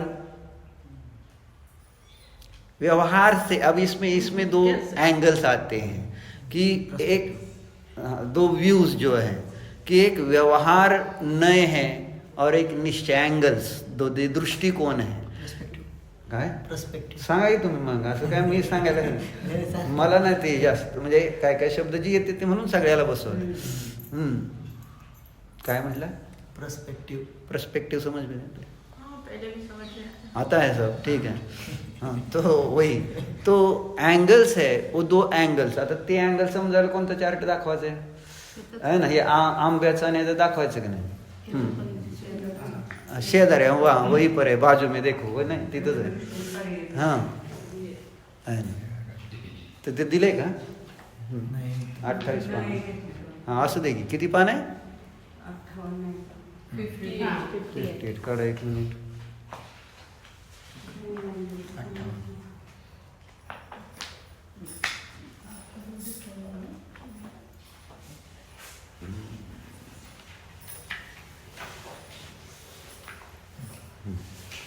तो यहाँ दो आंखें दिखाई दी है ना नीचे, वो चित्र है ना, उसके ऊपर अभी आप पढ़ नहीं सकते हैं, लेकिन वो एक देखने की दृष्टि है। दृष्टि के लिए वो आंख का चित्र दिया है, दृष्टिकोण है, पर्सपेक्टिव क्या बोल रहे हो वो है ना, दृष्टिकोण। तो उसके लिए वो एक आंख है, आंख आने को दृष्टिकोण होता है, इसलिए वो आंख का चित्र दिया है। तो एक दृष्टि का नाम है निश्चय दृष्टि। निश्चय दृष्टि माने त्यांना नहीं वाचता येत, उगा त्यांना बोर्ड दाखवलं तर काय है ना, आपको पढ़ने तो नहीं आएगा, तो फिर वो दिखा कर लाभ क्या होगा आपको, ऐसा मैं बोल रहा था। बाकी तो निश्चय पर चलो है ना, ऊपर लिखा है वो अपने दिखा दिया उसने। निश्चय दृष्टि कहो या उसका ही दूसरा नाम शास्त्र में आता है द्रव्य दृष्टि, कि जिस दृष्टिकोण से यानी वस्तु में जो कांस्टेंट पार्ट है, कांस्टेंट धर्म है, उस दृष्टि में वो वस्तु ऐसी दिखाई देती है। हाँ ये है, यानी इस चार्ट से देखते हैं। चलो वो यानी वो नीचे दिखा है, क्या लिखा है वहाँ? निश्चय दृष्टि से निश्चय नहीं लिखा है, ठीक है। नए माने नीचे इंग्लिश में लिखा है क्या? हाँ इटर्नल व्यू, हाँ इटर्नल व्यू। इटर्नल व्यू माने यानी जिस व्यू में से ऊपर लिखा है, एकदम ऊपर उसमें, हाँ वो क्या लिखा है? परमानेंट, कांस्टेंट, इटर्नल, ध्रुव, इम्पेरिशेबल। तो इसी वस्तु को जब हम देखने जाएंगे तब वहाँ वह वस्तु इस प्रकार से देखी जाती है, यानी वो उस दृष्टिकोण से, यानी इटर्नल व्यू से, यानी किसी भी चीज को देखो तो तब वह चीज हमें परमानेंट नजर आएगी। क्यों? क्योंकि उसमें वो परमानेंट धर्म है, इसलिए अनेकांत समझना जरूरी है। यानी वस्तु सत है माने अनेकांतात्मक है, माने जिसमें परस्पर विरोधी धर्म एट ए टाइम एक दूसरे का विरोध न करते हुए रहते, जो अभी हमने देखा नित्य और अनित्य, अस्ति नास्ति, सत असत, एक अनेक, ऐसे ये परस्पर विरोधी होते हुए भी एक ही वस्तु में एट ए टाइम रह रहे हैं। अब इसको ही तो थोड़ा सा समझना पड़ेगा कि कैसे रहते हैं वो, और वो किसी ने बनाया नहीं है वैसा, इसलिए कहा था वे ऑटोमेटिक अनादिकाल से वैसे है और अनंत काल तक वैसे रहेंगे। किसी ने उसको उस प्रकार से अनेकांत रूप बनाया हो ऐसा नहीं है। हर चीज, जितनी भी चीजें इस जग में है, विश्व में है, वो स्वयं है, और वो स्वयं होते हुए उसमें नित्य अनित्य, एक अनेक, सत असत, अस्ति नास्ति धर्म स्वभाव से ही है। उसमें किसी ने उसको रखा नहीं है, किसी गॉड ने, है ना, या कहीं से बाहर से उसमें वो आए हो, यानी परमानेंट धर्म किसी कहाँ से ले लिया। जैसे हम जब कुछ बनाते घर में फूड, तो यहाँ से एक बर्तन में से उठाया, एक डिब्बे में से, और ऐसे बहुत सारी चीज़ें मिलाकर फिर वो वस्तु बनाई, ठीक है।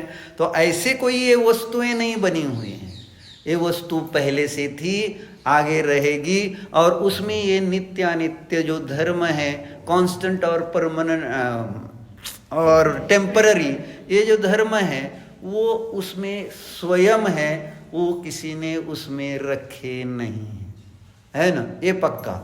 नहीं तो फिर वो शंका, अब उसकी भी सिद्धि की है, लेकिन आपके पास वो टाइम पूरा है ना, ये आपको समझना पड़ेगा अभी, क्योंकि इसके भी कारण है कि कैसे रहते हैं, क्यों रहते हैं, ये सारा न्याय, यानी ये तो आगम में या शास्त्र में तो लिखा रहता है, लेकिन युक्तियों से, यानी क्या बोलते हैं उसको, युक्ति माने ना नॉट आइडियल, युक्ति यानी तर्क माने, तर्क समझ में आ रहा है कि नहीं आ रहा है? गूगल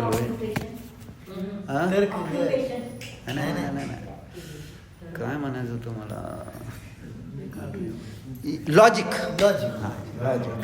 मैजिक और लॉजिक, है ना। धर्म में सब मैजिक देखते हैं, लॉजिक कोई नहीं देखता है, that is the main problem, है ना। तो उसके लिए हमें धर्म जो है कि, और उससे हम सब मैजिक ही चाहते हैं, यानी धर्म के पास गए बस मुझे एकदम अच्छा लगना चाहिए, इट्स नॉट, यानी मैजिक नहीं, वो उसमें कोई लॉजिक्स है ना। तो लॉजिक से भी हम देखते हैं, ये तो लिखा ही है ना, वो पूरे जो ओमनिसाइंट के ज्ञान में आया जो कुछ है, उन्होंने जो बताया है और परंपरा से लिखा हुआ अपने पास पहुंचा है, ये तो लिखा है। और ये यहाँ पर ये समझो जैन ग्रंथ है, तो जैन आचार्यों ने ये लिखा, जैन जो सेंट्स है उन्होंने ये लिखा। बाकी जो जिस धर्म में सेंट्स हुए हैं उन्होंने भी अपनी अपनी बाइबल है, कुरान है, गीता है, ऐसे सब ने अपनी अपनी रचना अपने अपने हिसाब से की हुई है। तो उसमें जो जैसा है वैसा तो पढ़कर समझ में आ सकता है, बट इज इट राइट और is it wrong, how is it, है ना, इसका निर्णय लॉजिक से हो सकता है। इसलिए केवल आप शास्त्र से जाएं, क्या बोलेंगे, शास्त्र में लिखा हुआ है उसके आधार से हम निर्णय करने जाएंगे तो it will be not right belief, यानी सच्ची श्रद्धा नहीं बन सकेगी वो, क्योंकि वो तो बस माना है और हमने उसका, सुबह ही बोला था, परीक्षा नहीं की है, तो फिर वो सही है गलत है उसका निर्णय किए बिना बस परंपरा से सिर्फ स्वीकार कर लिया, तो उसके कारण नुकसान किसका होने वाला है? मुस्कान जी का। इनका नाम मुस्कान जी है, इसलिए नुकसान और मुस्कान जन्म में।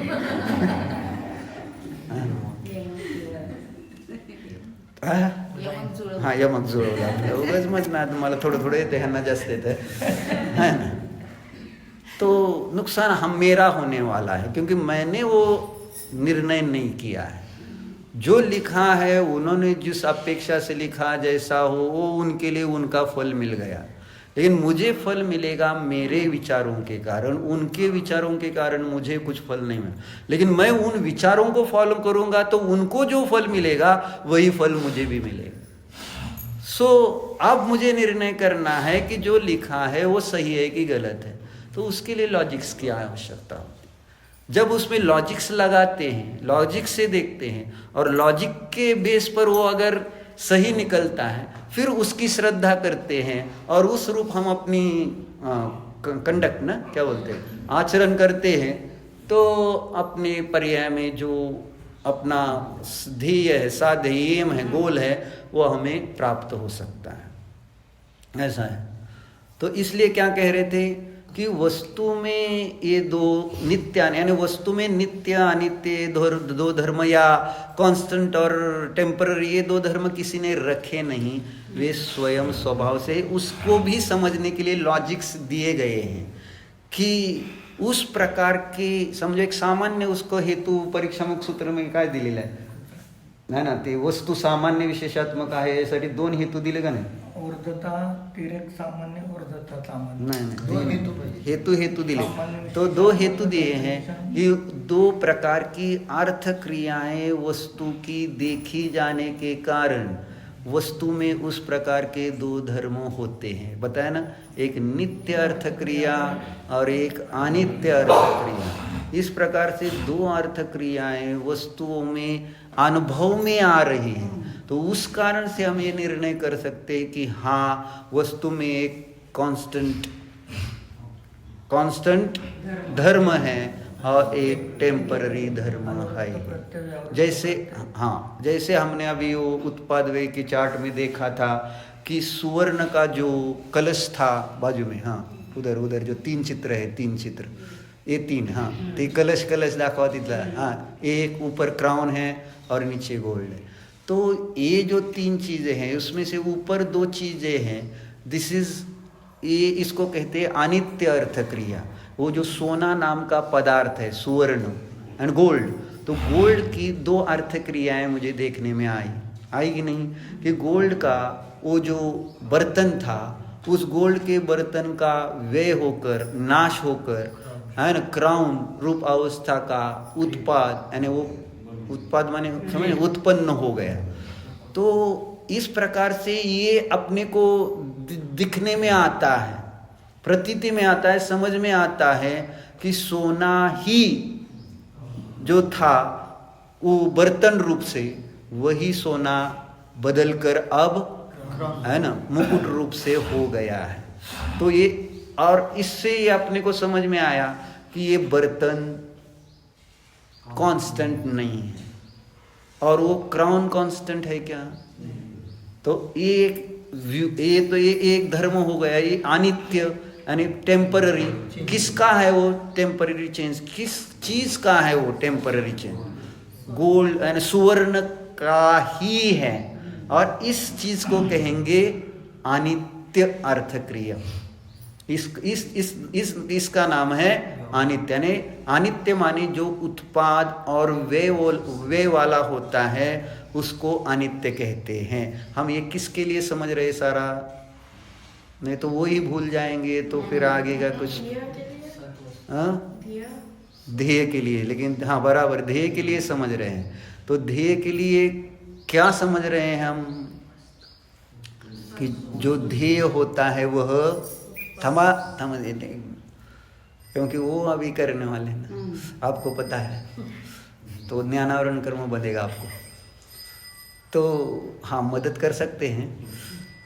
तो किसके लिए, तो सत टेंशन मत लेना है ना एकदम। और यहाँ कुछ हम सब वेजिटेरियन हैं ऐसा है। तो कहने का ये था कि सत के लिए हम ये सब देख रहे हैं, क्योंकि जिसका हम ध्यान करने जाने वाले हैं है ना, ध्यान में बैठकर हमें सच्चा आनंद चाहिए। पहली बात ये क्लियर होना चाहिए, सच्चा माने ट्रूथ ना, क्या एटर्नल ट्रूथ। इटर्नल माने कांस्टेंट। यानी ऐसा, यानी सच, सच्चे के लिए शब्द क्या है इंग्लिश में? रियल रियल, रियल, हां बरोबर, रियल। काकीला पण बरं आहे तुमचं सगळ्यांचं, इंग्लिश टीचर आहेत वे, मग बरोबर आहे, आधीच सांगा नाही मग। रियल, रियल हैप्पीनेस, रियल, यानी उस हैप्पीनेस के ये विशेषण बोल रहा हूँ। I want real happiness, I want constant happiness, दो चीज़ें इम्पोर्टेंट है। सच्चा होना चाहिए और हमेशा के लिए होना चाहिए।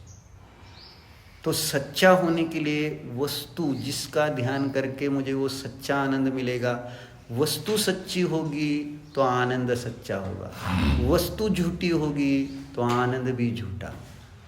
इसके लिए सतपना देख रहे हैं। ओके, राइट, समझ में आ रहे हैं? तो वस्तु सच्ची होने के लिए उसमें हमें ये अपने दिमाग में से समझना पड़ेगा कि वस्तु सच्ची किस कारण से है। तो जिस वस्तु में परस्पर विरोधी दो धर्म होंगे, है ना, ऐसी अनेकांतात्मक वस्तु ही सच्ची होगी। जो वस्तु उत्पाद व्यय द्रव्य वाली होगी वही सच्ची रियल वस्तु होगी, जिसमें कि कोई एक धर्म माना गया और दूसरा नहीं माना जाएगा।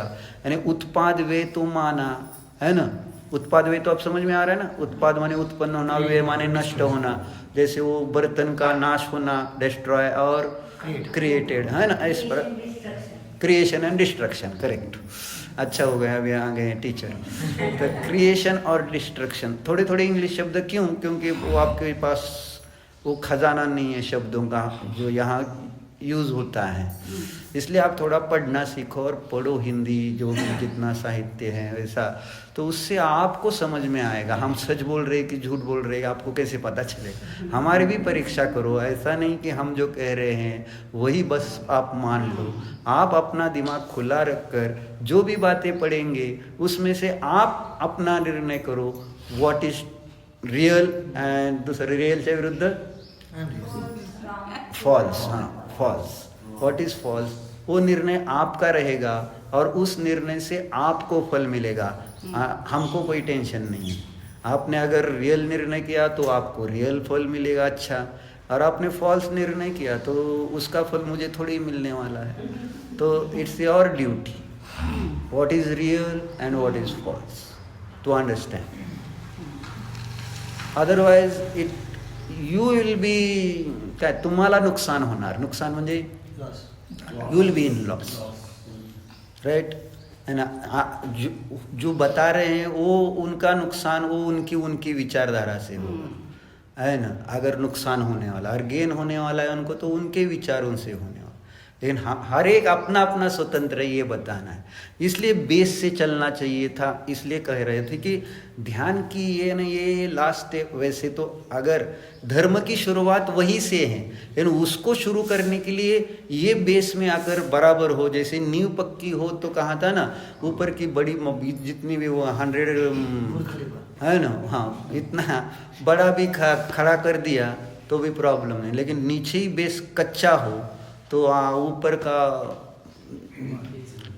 कांस्टेंट नहीं रह पाएगा and it will be temporary, है ना। इसके लिए वस्तु का सतपना समझना जरूरी है। तो सतपना समझने के लिए हमने कहा वस्तु में ऐसे दो धर्म होते हैं, तो कैसे होते, मैं कैसे मानूं, तो मुझे अभी उसके लिए अलग से कोई मुझे ढूंढना नहीं। मैं अगर थोड़ा सा अपना दिमाग खुला रखकर, और जैसे वैज्ञानिक एंड साइंटिस्ट खोजते हैं, ऐसे मैं अगर खोजने जाता हूँ वस्तु को तो मुझे भी वो सारी चीज़ें समझ में आ सकती है। लेकिन उसके लिए सच्चा आगम भी अपने पास होना ज़रूरी है और अपने पास लॉजिक्स भी सच्चे, क्योंकि लॉजिक्स भी गलत बहुत सारे होते हैं, यानी सभी लॉजिक्स सही हो ऐसा नहीं है। बहुत सारे लोगों के लॉजिक्स एक जैसे आए इस कारण से वो लॉजिक सही हो ऐसा नहीं। लॉजिक की भी एक परिभाषा है, वो न्याय ग्रंथों में बहुत बढ़िया पद्धति से बतलाई है कि जिसके द्वारा हम वो जिसका निर्णय मुझे प्रत्यक्ष नहीं हो रहा है, प्रत्यक्ष माने डायरेक्ट जिसका निर्णय नहीं हो रहा है, उन वस्तुओं का निर्णय मुझे लॉजिक से ही करना पड़ता है ना। यानी एक आगम है, लेकिन वो आगम अब सब कौन सा आगम सही और कौन सा गलत, मैं कैसे उसका निर्णय कर पाऊंगा। तो उन सब शास्त्रों का निर्णय करने के लिए मुझे अपना लॉजिक लगाना पड़ेगा, है ना। और वो लॉजिक भी मेरा अगर सही ना हो तो मैं वहाँ पर भी गलत हो सकता हूँ। इसलिए न्याय से जब चलते हैं, जस्टिस न्याय उससे चलते हैं, तो आपको हर एक की परिभाषा यानी लक्षण डेफिनेशंस हर एक के समझ में आते हैं। फिर उसका हम प्रयोग करते हैं तो अपने को उस वस्तु का निर्णय भी अच्छी तरह, इसलिए लॉजिक का भी डेफिनेशन अच्छी तरह से पता हो तो वो सही लॉजिक सही वस्तु को अपने को दिखाएगा, और गलत लॉजिक फिर गलत ही वस्तु अपने को देगा।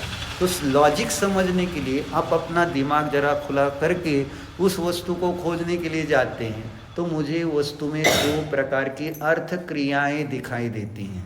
कहा ना, अग्नि की उष्णता जैसे अर्थ क्रिया है ना, ऐसी वस्तु की 2 अर्थ क्रियाएं हैं। एक होती है अनित्य अर्थ क्रिया और एक होती है नित्य, और ये हमको प्रतीति में आती है। उसके लिए दृष्टांत देख रहे थे कि जो गोल्ड का वो बर्तन है, वो गोल्ड का बर्तन नष्ट होकर गोल्ड का क्राउन हो गया, तो ये गोल्ड का ही परिवर्तन हो गया, इस कारण वह गोल्ड की अनित्य अर्थ क्रिया हो गई। ओके, वो गोल्ड में ही है। और जब ये बर्तन का क्राउन हो रहा है ना, तब वो गोल्ड जो है वो नष्ट नहीं हो रहा है। यानी बर्तन नष्ट होने से गोल्ड नष्ट नहीं हुआ, या क्राउन क्रिएट होने के कारण वह गोल्ड नया क्रिएट नहीं हुआ है। There was something in there, and what was it, है ना, जो गोल्ड था वो कांस्टेंट था, तभी जाकर वो बर्तन का क्राउन बन गया है। तो जो गोल्ड का उसमें रहना, शाश्वत रहना यानी कांस्टेंट रहना, तो ये है वस्तु की नित्य अर्थ क्रिया, है ना। यानी गोल्ड जो है वो नित्य रहा, यानी वो अवस्थाएं बदली गोल्ड की, लेकिन गोल्ड जो है वो उसमें ध्रुव परमानेंट कांस्टेंट रहा। इस प्रकार से हमने एक सामान्य उदाहरण में देख सकते हैं कि उस वस्तु में ये दोनों धर्मों की अर्थ क्रियाएं समझ में आ रही है। अभी अर्थ क्रिया यानी वो अपना काम, अर्थ क्रिया माने उस वस्तु का जो अपना काम है। जैसे डेंटिस्ट डॉक्टर है तो उसका अपना काम कौन सा है, हाँ, और कौन से डॉक्टर होते हैं, हाँ, कान के डॉक्टर हो, है ना, कान आँख के डॉक्टर हैं। तो हर एक की अपने अपने डॉक्टर की अर्थ क्रिया अलग अलग है ना। यानी आँख वाला डॉक्टर दांत का काम नहीं कर सकेगा, दांत वाला डॉक्टर आँख का काम नहीं कर सकता। तो क्यों नहीं, तो उसकी अपनी एक अर्थ क्रिया है ना, उस पढ़ाई के अपेक्षा से बोल रहा हूँ। जैसे वहाँ वो वही अर्थ क्रिया कर सकता है, दूसरी नहीं। या doctor cannot build a building, है ना, क्योंकि वह डॉक्टर की अर्थ क्रिया नहीं है। एक स्थूल उदाहरण है ये, एक सामान्य दृष्टांत उदाहरण दिए जा रहे हैं। तो एक जैसे इंजीनियर पेशेंट को ऑपरेशन नहीं कर सकता है ना, क्योंकि वह उसकी अर्थ क्रिया नहीं है। तो जो जिसकी अर्थ क्रिया है, तो उसी प्रकार यहाँ पर वस्तु की जो अर्थ क्रिया का भावभाजन हो रहा है, इसके लिए उदाहरण। तो जो अर्थ क्रिया वस्तु में 2 प्रकार की दिखाई दे रही है, एक नित्य अर्थ क्रिया और एक अनित्य अर्थ क्रिया। ये आपने उस उदाहरण से समझा, इधर वाला सोने का, है ना। तो गोल्ड कांस्टेंट रहता है और कांस्टेंट रहते हुए बदलता है। तो कांस्टेंट रहने की जो क्रिया है ना, भले वो बर्तन नष्ट हो रहा है तो गोल्ड नष्ट नहीं हो रहा।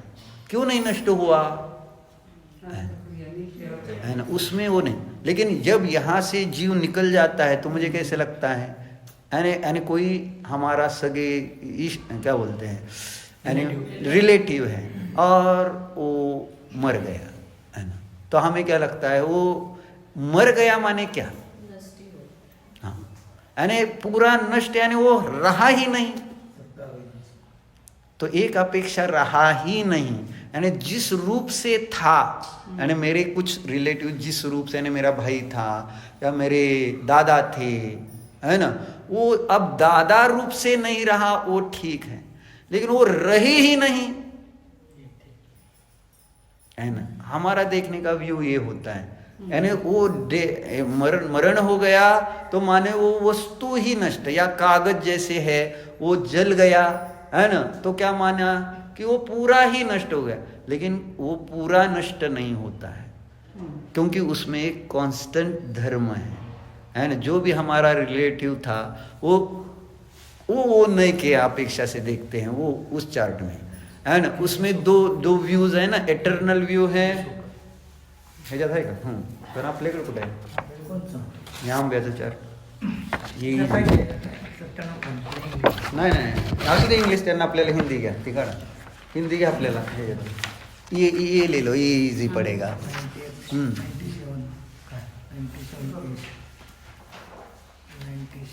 इधर का पहले देखते हैं उदाहरण। मैंगो आपने देखा है ना, खाया है क्या? ठीक है, तो रह दे, सांगता का तुम्ही? तो आप पढ़ो वहाँ नीचे जो व्यूज है, व्यूज पहले है ना, निश्चय दृष्टि को, ये नीचे ये कौन सा? Eternal view.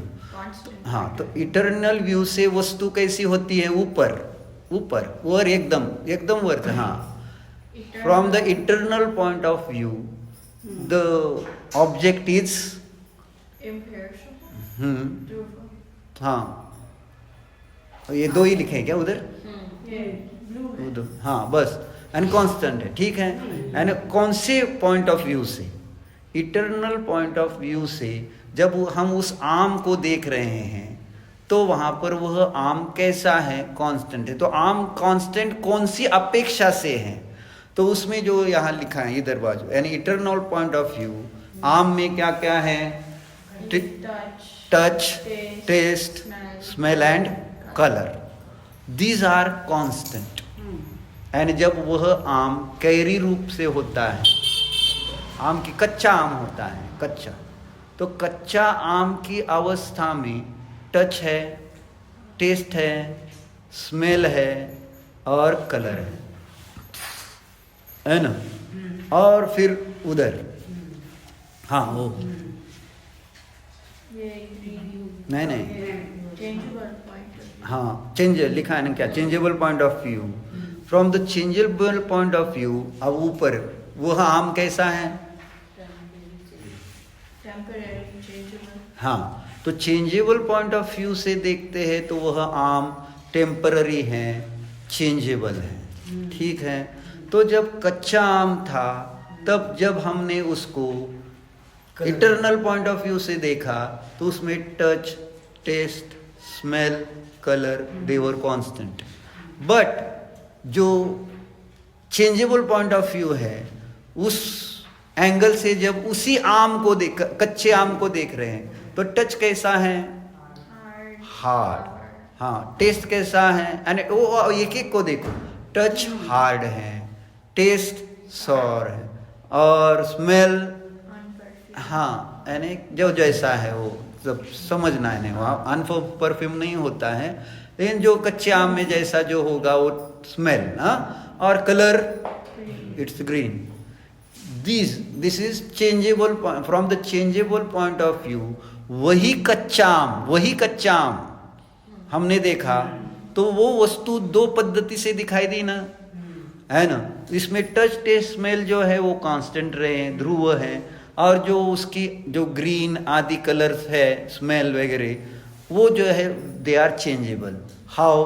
जब वही कच्चा आम पक जाता है ना, वो ऊपर आया ना अब, है ना, वो कच्चा आम पक गया ही बोलते ना, तो पक गया, तब eternal point of view what was changed? बदल क्या हुआ?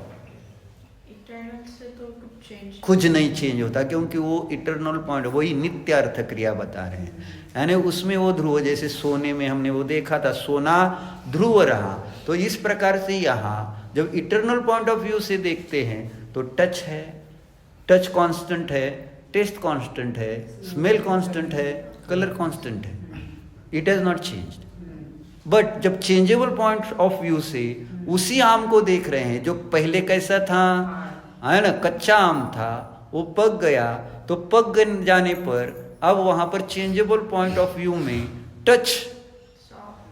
टच सॉफ्ट, यानी पहले हार्ड था, अब हार्ड, अभी यहाँ उत्पाद वे जो अभी सत का बताया था ना, तो उत्पाद वे लगाएंगे वहां, है ना, हार्ड टच का वे हो गया, सॉफ्ट टच का उत्पाद हो गया, और टच यह जो धर्म है वो कांस्टेंट। 3 बातें आए, वे, उत्पाद और ध्रुव। वे उत्पाद ये चेंजेबल है, और जो ध्रुव, ये जो कांस्टेंट है वो ध्रुव है ना। तो टच कायम यानी कांस्टेंट रहता हुआ वो हार्ड अवस्था का वे होकर सॉफ्ट अवस्था का उत्पाद हो गया। फिर taste, taste constant point of view से देखते हैं तो टेस्ट नहीं, constant point of view, it's only to taste will remain. हाँ, बट पहले कैसी थी टेस्ट, है ना, चेंजेबल पॉइंट ऑफ व्यू में। हाँ, अब कैसी हुई, स्वीट हो गई, है ना। आपने उसमें निकाला क्या, आम आदमी का चार्ट है इसमें भी, अभी न्याय दीपिका में, आपके इसमें देख लो मिल जाएगा। हाँ, उसमें कलर चार्ट भी है, उसमें भी ठीक है, नया कलर चार्ट भी डाला था, अभी होगा, इसमें नहीं, उन समय सार में। ठीक है, तो क्या हुआ, टेस्ट में अब चेंजेबल पॉइंट ऑफ व्यू से उसी आम की जो पहले क्या कैसी टेस्ट थी, सॉर, हाँ, और अब क्या हो गई, स्वीट हो गई, है ना। तो दिस हैज चेंज, यानी सॉर टेस्ट का वे हो गया, स्वीट टेस्ट का उत्पाद हो गया, और टेस्ट इट रिमेन्स कांस्टेंट। तो they are there at the same time, है ना। चेंजेस हुआ तो भी ये दोनों धर्म उसमें है, यानी ये नित्य अर्थ क्रिया हुई, वहाँ अनित्य अर्थ क्रिया दिखाई। फिर स्मेल में भी क्या हुआ, स्मेल, अब constant point of view smell is constant, है ना, और changeable point of view the smell was unperfumed. अब आगे जब पक गया तो परफ्यूम लिखा है क्या, हाँ, ओके, तो परफ्यूम्ड हो गए। तो this has change, though there are not two objects, object is only one, वस्तु एक ही है ना। नहीं तो ऐसा हो जाएगा कि वो एक अलग वस्तु है उधर चेंजेबल पॉइंट ऑफ व्यू वाली, और ये अलग यहाँ पर जो इधर जो बताई कौन सी इटरनल पॉइंट ऑफ व्यू वाली, वो दो चीजें नहीं है, एक ही वस्तु में दो चीजें युगपत है। दिस शुड बी परफेक्ट, तब जाकर वस्तु का सतपना सिद्ध होगा। सतपना सिद्ध होगा तो अपना ध्येय भी सत रहेगा, और जब मैं उसका ध्यान करूंगा तो मुझे सत ध्यान का फल सच्चा आनंद मिलेगा, मुझे रियल हैप्पीनेस चाहिए। This should be clear concept कि मुझे रियल हैप्पीनेस चाहिए, मुझे इमेजिन वाला नहीं चाहिए। और मैंने बाकी के 3 बताए थे, ऐसे आनंदाभास, यानी इंद्रिय वाला आनंद नहीं, मन वाला आनंद नहीं, और कषाय की शांति वाला आनंद नहीं, सच्चा आनंद, अति इंद्रिय आनंद चाहिए। ओके, और वो सच्चा रियल होना जरूरी है। तो रियल होने के लिए वस्तु रियल होनी चाहिए, और रियल का नाम है सत। और सत उत्पाद वे द्रव्य वाला होता है, मात्र उत्पाद वे या मात्र ध्रुव वाला सत नहीं होता।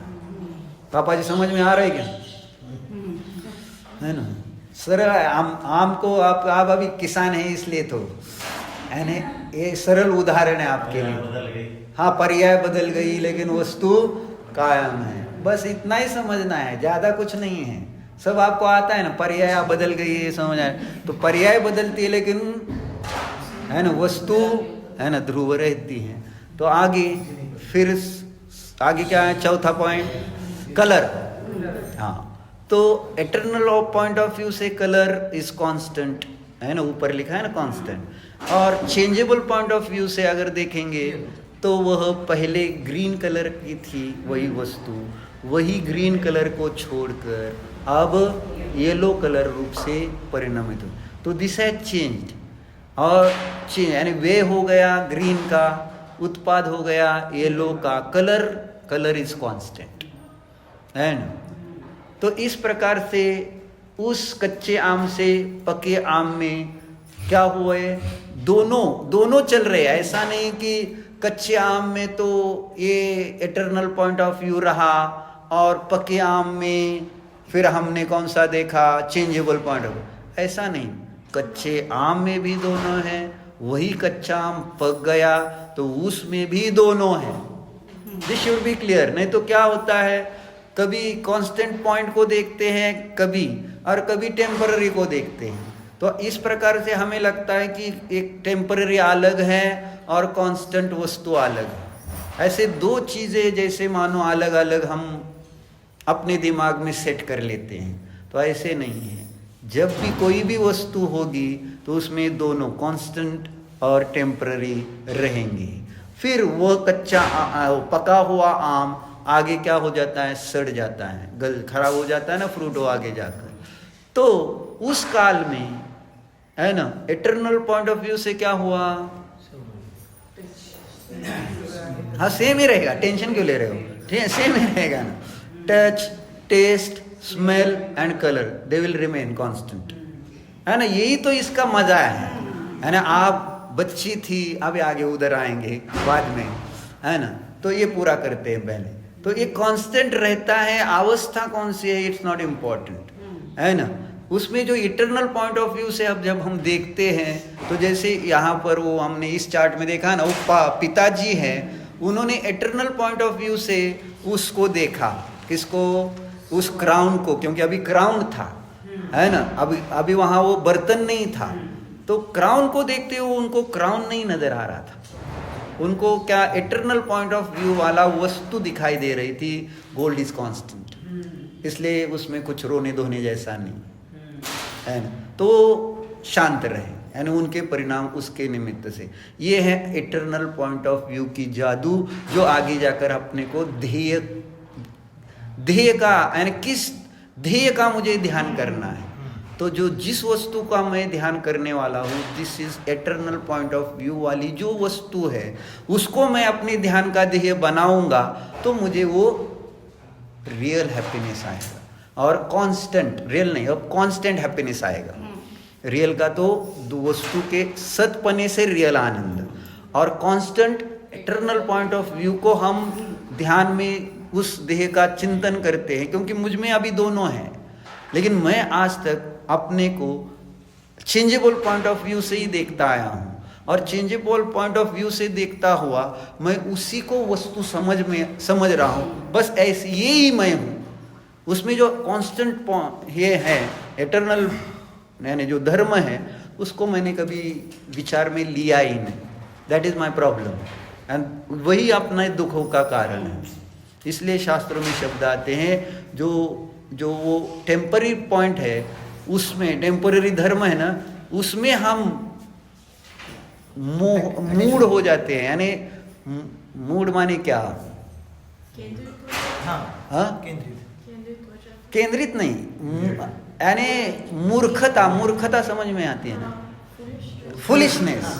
हाँ, वो फुलिशनेस हो जाते हैं उस टेम्पररी अंश को लेकर। We are being foolish. I am a girl, I am a boy, I am a man, and like this something, I am a doctor, I am a engineer, and और इस प्रकार से हम अपने को सर्वस्व ऐसा ही मान लेते। दैट इज माई प्रॉब्लम, है ना। They are temporary, they are not constant. वो बाद में देखते हैं। अब आगे आम का, है ना। तो आम की अवस्था सड़ गई है, यानी क्या बोला था आपको, उसको क्या कहते, सड़ना है, गलना, है ना। तो उस अवस्था में भी इटर्नल पॉइंट ऑफ व्यू से देखते हैं, touch, taste, smell and colour are constant, okay, they have not change. But from the changeable point of view, जो आम है ना, क्या था, कच्चा था, है ना, पहले हरा था, है ना, हार्ड आदि था, तो अब बदल कर पक गया था। अब वही आम, अब दूसरी चीज, ये तीसरी चीज नहीं बनी है ना, वही वस्तु चेंज हो रही है ना। तो वही वस्तु गल सड़कर वो जब बनी तो उस टच का जो चेंजेबल पॉइंट ऑफ व्यू से कार्य बना है तो कौन सा मन लिखा है वहाँ, वेरी सॉफ्ट, यानी एकदम बिलबिलित बोलते हैं उसको, है ना, एकदम ऐसे हार्ड टच करो तो एकदम खराब। तो सॉफ्ट था, उससे वेरी सॉफ्ट रूप से वो चेंज हो गया। सॉफ्ट का वे और वेरी सॉफ्ट का उत्पाद और एटर्नल पॉइंट ऑफ व्यू से टच इज कांस्टेंट। फिर टेस्ट का क्या हुआ, बैड टेस्ट, यानी जब उससे पहले पका हुआ अच्छा आम था तो इट वाज स्वीट टेस्ट, अब उसकी टेस्ट खराब हो गई, बैड टेस्ट। तो स्वीट टेस्ट का वे हो गया, बैड टेस्ट का उत्पाद, और टेस्ट इज कांस्टेंट, इस प्रकार से हो। और उसी प्रकार फिर आगे स्मेल, हाँ क्या, बैड स्मेल, पहले गुड स्मेल था यानी स्वीट कुछ जो भी था, अब बैड स्मेल हो गया, है ना। और जो क्या बोलते हैं, नहीं स्मेल है ना, हाँ स्मेल वाज कांस्टेंट। और कलर की अपेक्षा से देखो तो पीला था, येलो था, और वो ब्लैकिश हो गया है, तो ब्लैक येलो का वे हो गया नाश, और ब्लैक का उत्पाद हो गया, और कलर इज कांस्टेंट। एंड इस प्रकार के एक ही आम की ये दोनों एंगल से देखते हुए वो दो अर्थ क्रियाएं जानने में आए। ऐसे ही जीव में अब उस बाजू है ना, तो वहां पर भी अपनी ओर देखने की दो दृष्टियां हैं अब, है ना। तो नीचे एटर्नल पॉइंट ऑफ व्यू लिखा है, एटर्नल पॉइंट ऑफ व्यू से जो भी धर्म बताए जाएंगे वो कैसे रहेंगे, वो ऊपर लिखा है ना, वे कांस्टेंट रहेंगे। तो from the eternal point of view जो सोल है, तो उसमें वो अब कौन से धर्म कांस्टेंट है वो पढ़िए। सोल, नॉलेज, हैप्पीनेस, तीन लिए ना, soul, knowledge and happiness are constant from the eternal point of view, है ना। जीवामध्ये हे दोन कॉन्स्टंट आहेत. जीव पण नाही, जीव पण कॉन्स्टंट घ्यायचा आता तिथं, हाँ असं है। तो अब चेंजेबल पॉइंट ऑफ व्यू से देखते हैं, तो वहाँ पर क्या कहा, आप बताते हैं क्या प्रणीता जी, आप वो उधर का बता दो। हाँ, अब क्या क्या चेंजेस, जैसे अभी इधर आम का बताया ना, वैसे आप वो पूरा कर दो ना आप जीव का अच्छी तरह से। ये इटर्नल पॉइंट ऑफ व्यू से देख रहे हैं। क्या बोलते हो, लगा 4:30 हो गए हैं, तो पूरा नहीं हो सकेगा क्या, पूरा कर लो 5 मिनट में, हाँ करो, देखते हैं, यानी वो आधा ना रह जाए, पूरा करते हैं, वी विल कंप्लीट दिस, हाँ फास्ट। इटर्नल व्यू से देखते हैं तो ये सोल, हाँ त्यांना तो वाचायला, उनको ही पढ़ने के लिए बोलो, तो हाँ okay. Eternal point of view से सोल, नॉलेज और हैप्पीनेस से कॉन्स्टंट दे आर कांस्टेंट है, हर स्टेज पे है। लेकिन चेंजेबल पॉइंट ऑफ व्यू से पहले सोल बॉय थी, फिर यंग हुई। नहीं अभी वो बाद में पढ़ो, अभी एक पूरा कर। सोल था, नॉलेज कैसा था, नॉलेज था, फिर हैप्पीनेस, सॉरो था, सैड, दुखी रहता है ना बाद, इसलिए एक सामान्य लिखा है, ठीक है, उसको देखना। तो चेंजेबल पॉइंट ऑफ व्यू में देखते हैं तो हैप्पीनेस और नॉलेज और वो सोल की अवस्था, है ना, उस प्रकार से थी, बॉय था वगैरह, है ना। अब आगे वही बताओ ना अभी आप, है ना, आगे वही लड़का तरुण हो गया, यंग हो गया, तो अब एटर्नल पॉइंट ऑफ व्यू से soul, knowledge, happiness constant, okay, हाँ। और चेंजेबल पॉइंट ऑफ व्यू में नॉलेज, हैप्पी, ओके, फिर आगे, बुढ़ापा, हाँ, यानी चेंजेस हो गया, तो फिर उसको ऐसे ही पढ़ो जहाँ हमने ऐसे पढ़ा था ना, eternal point of view soul was constant, but boy का नाश हो गया और यंग अवस्था का उत्पाद हो गया, सोल कांस्टेंट। नॉलेज कम था, बढ़ गया लेकिन नॉलेज कांस्टेंट था, और हैप्पीनेस सैड अवस्था थी, है ना, अब हैप्पी हो गया तो लेकिन उसमें हैप्पीनेस कांस्टेंट रहा। अब वही हाँ आगे जाकर बूढ़ा हो गया, है ना, ओल्ड हो गया, तो क्या लिखा?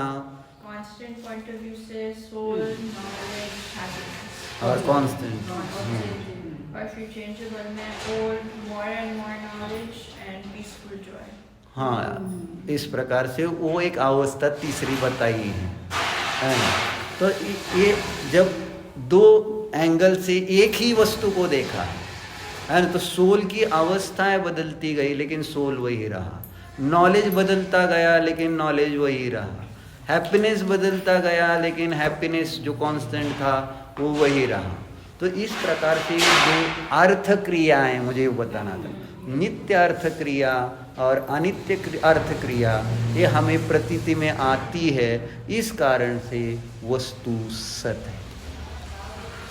इस प्रकार से हमने वस्तु को अगर स्वीकार नहीं किया तो वो वस्तु ड्राई फ्लावर हो जाए। तो बाकी बाद में करते हैं।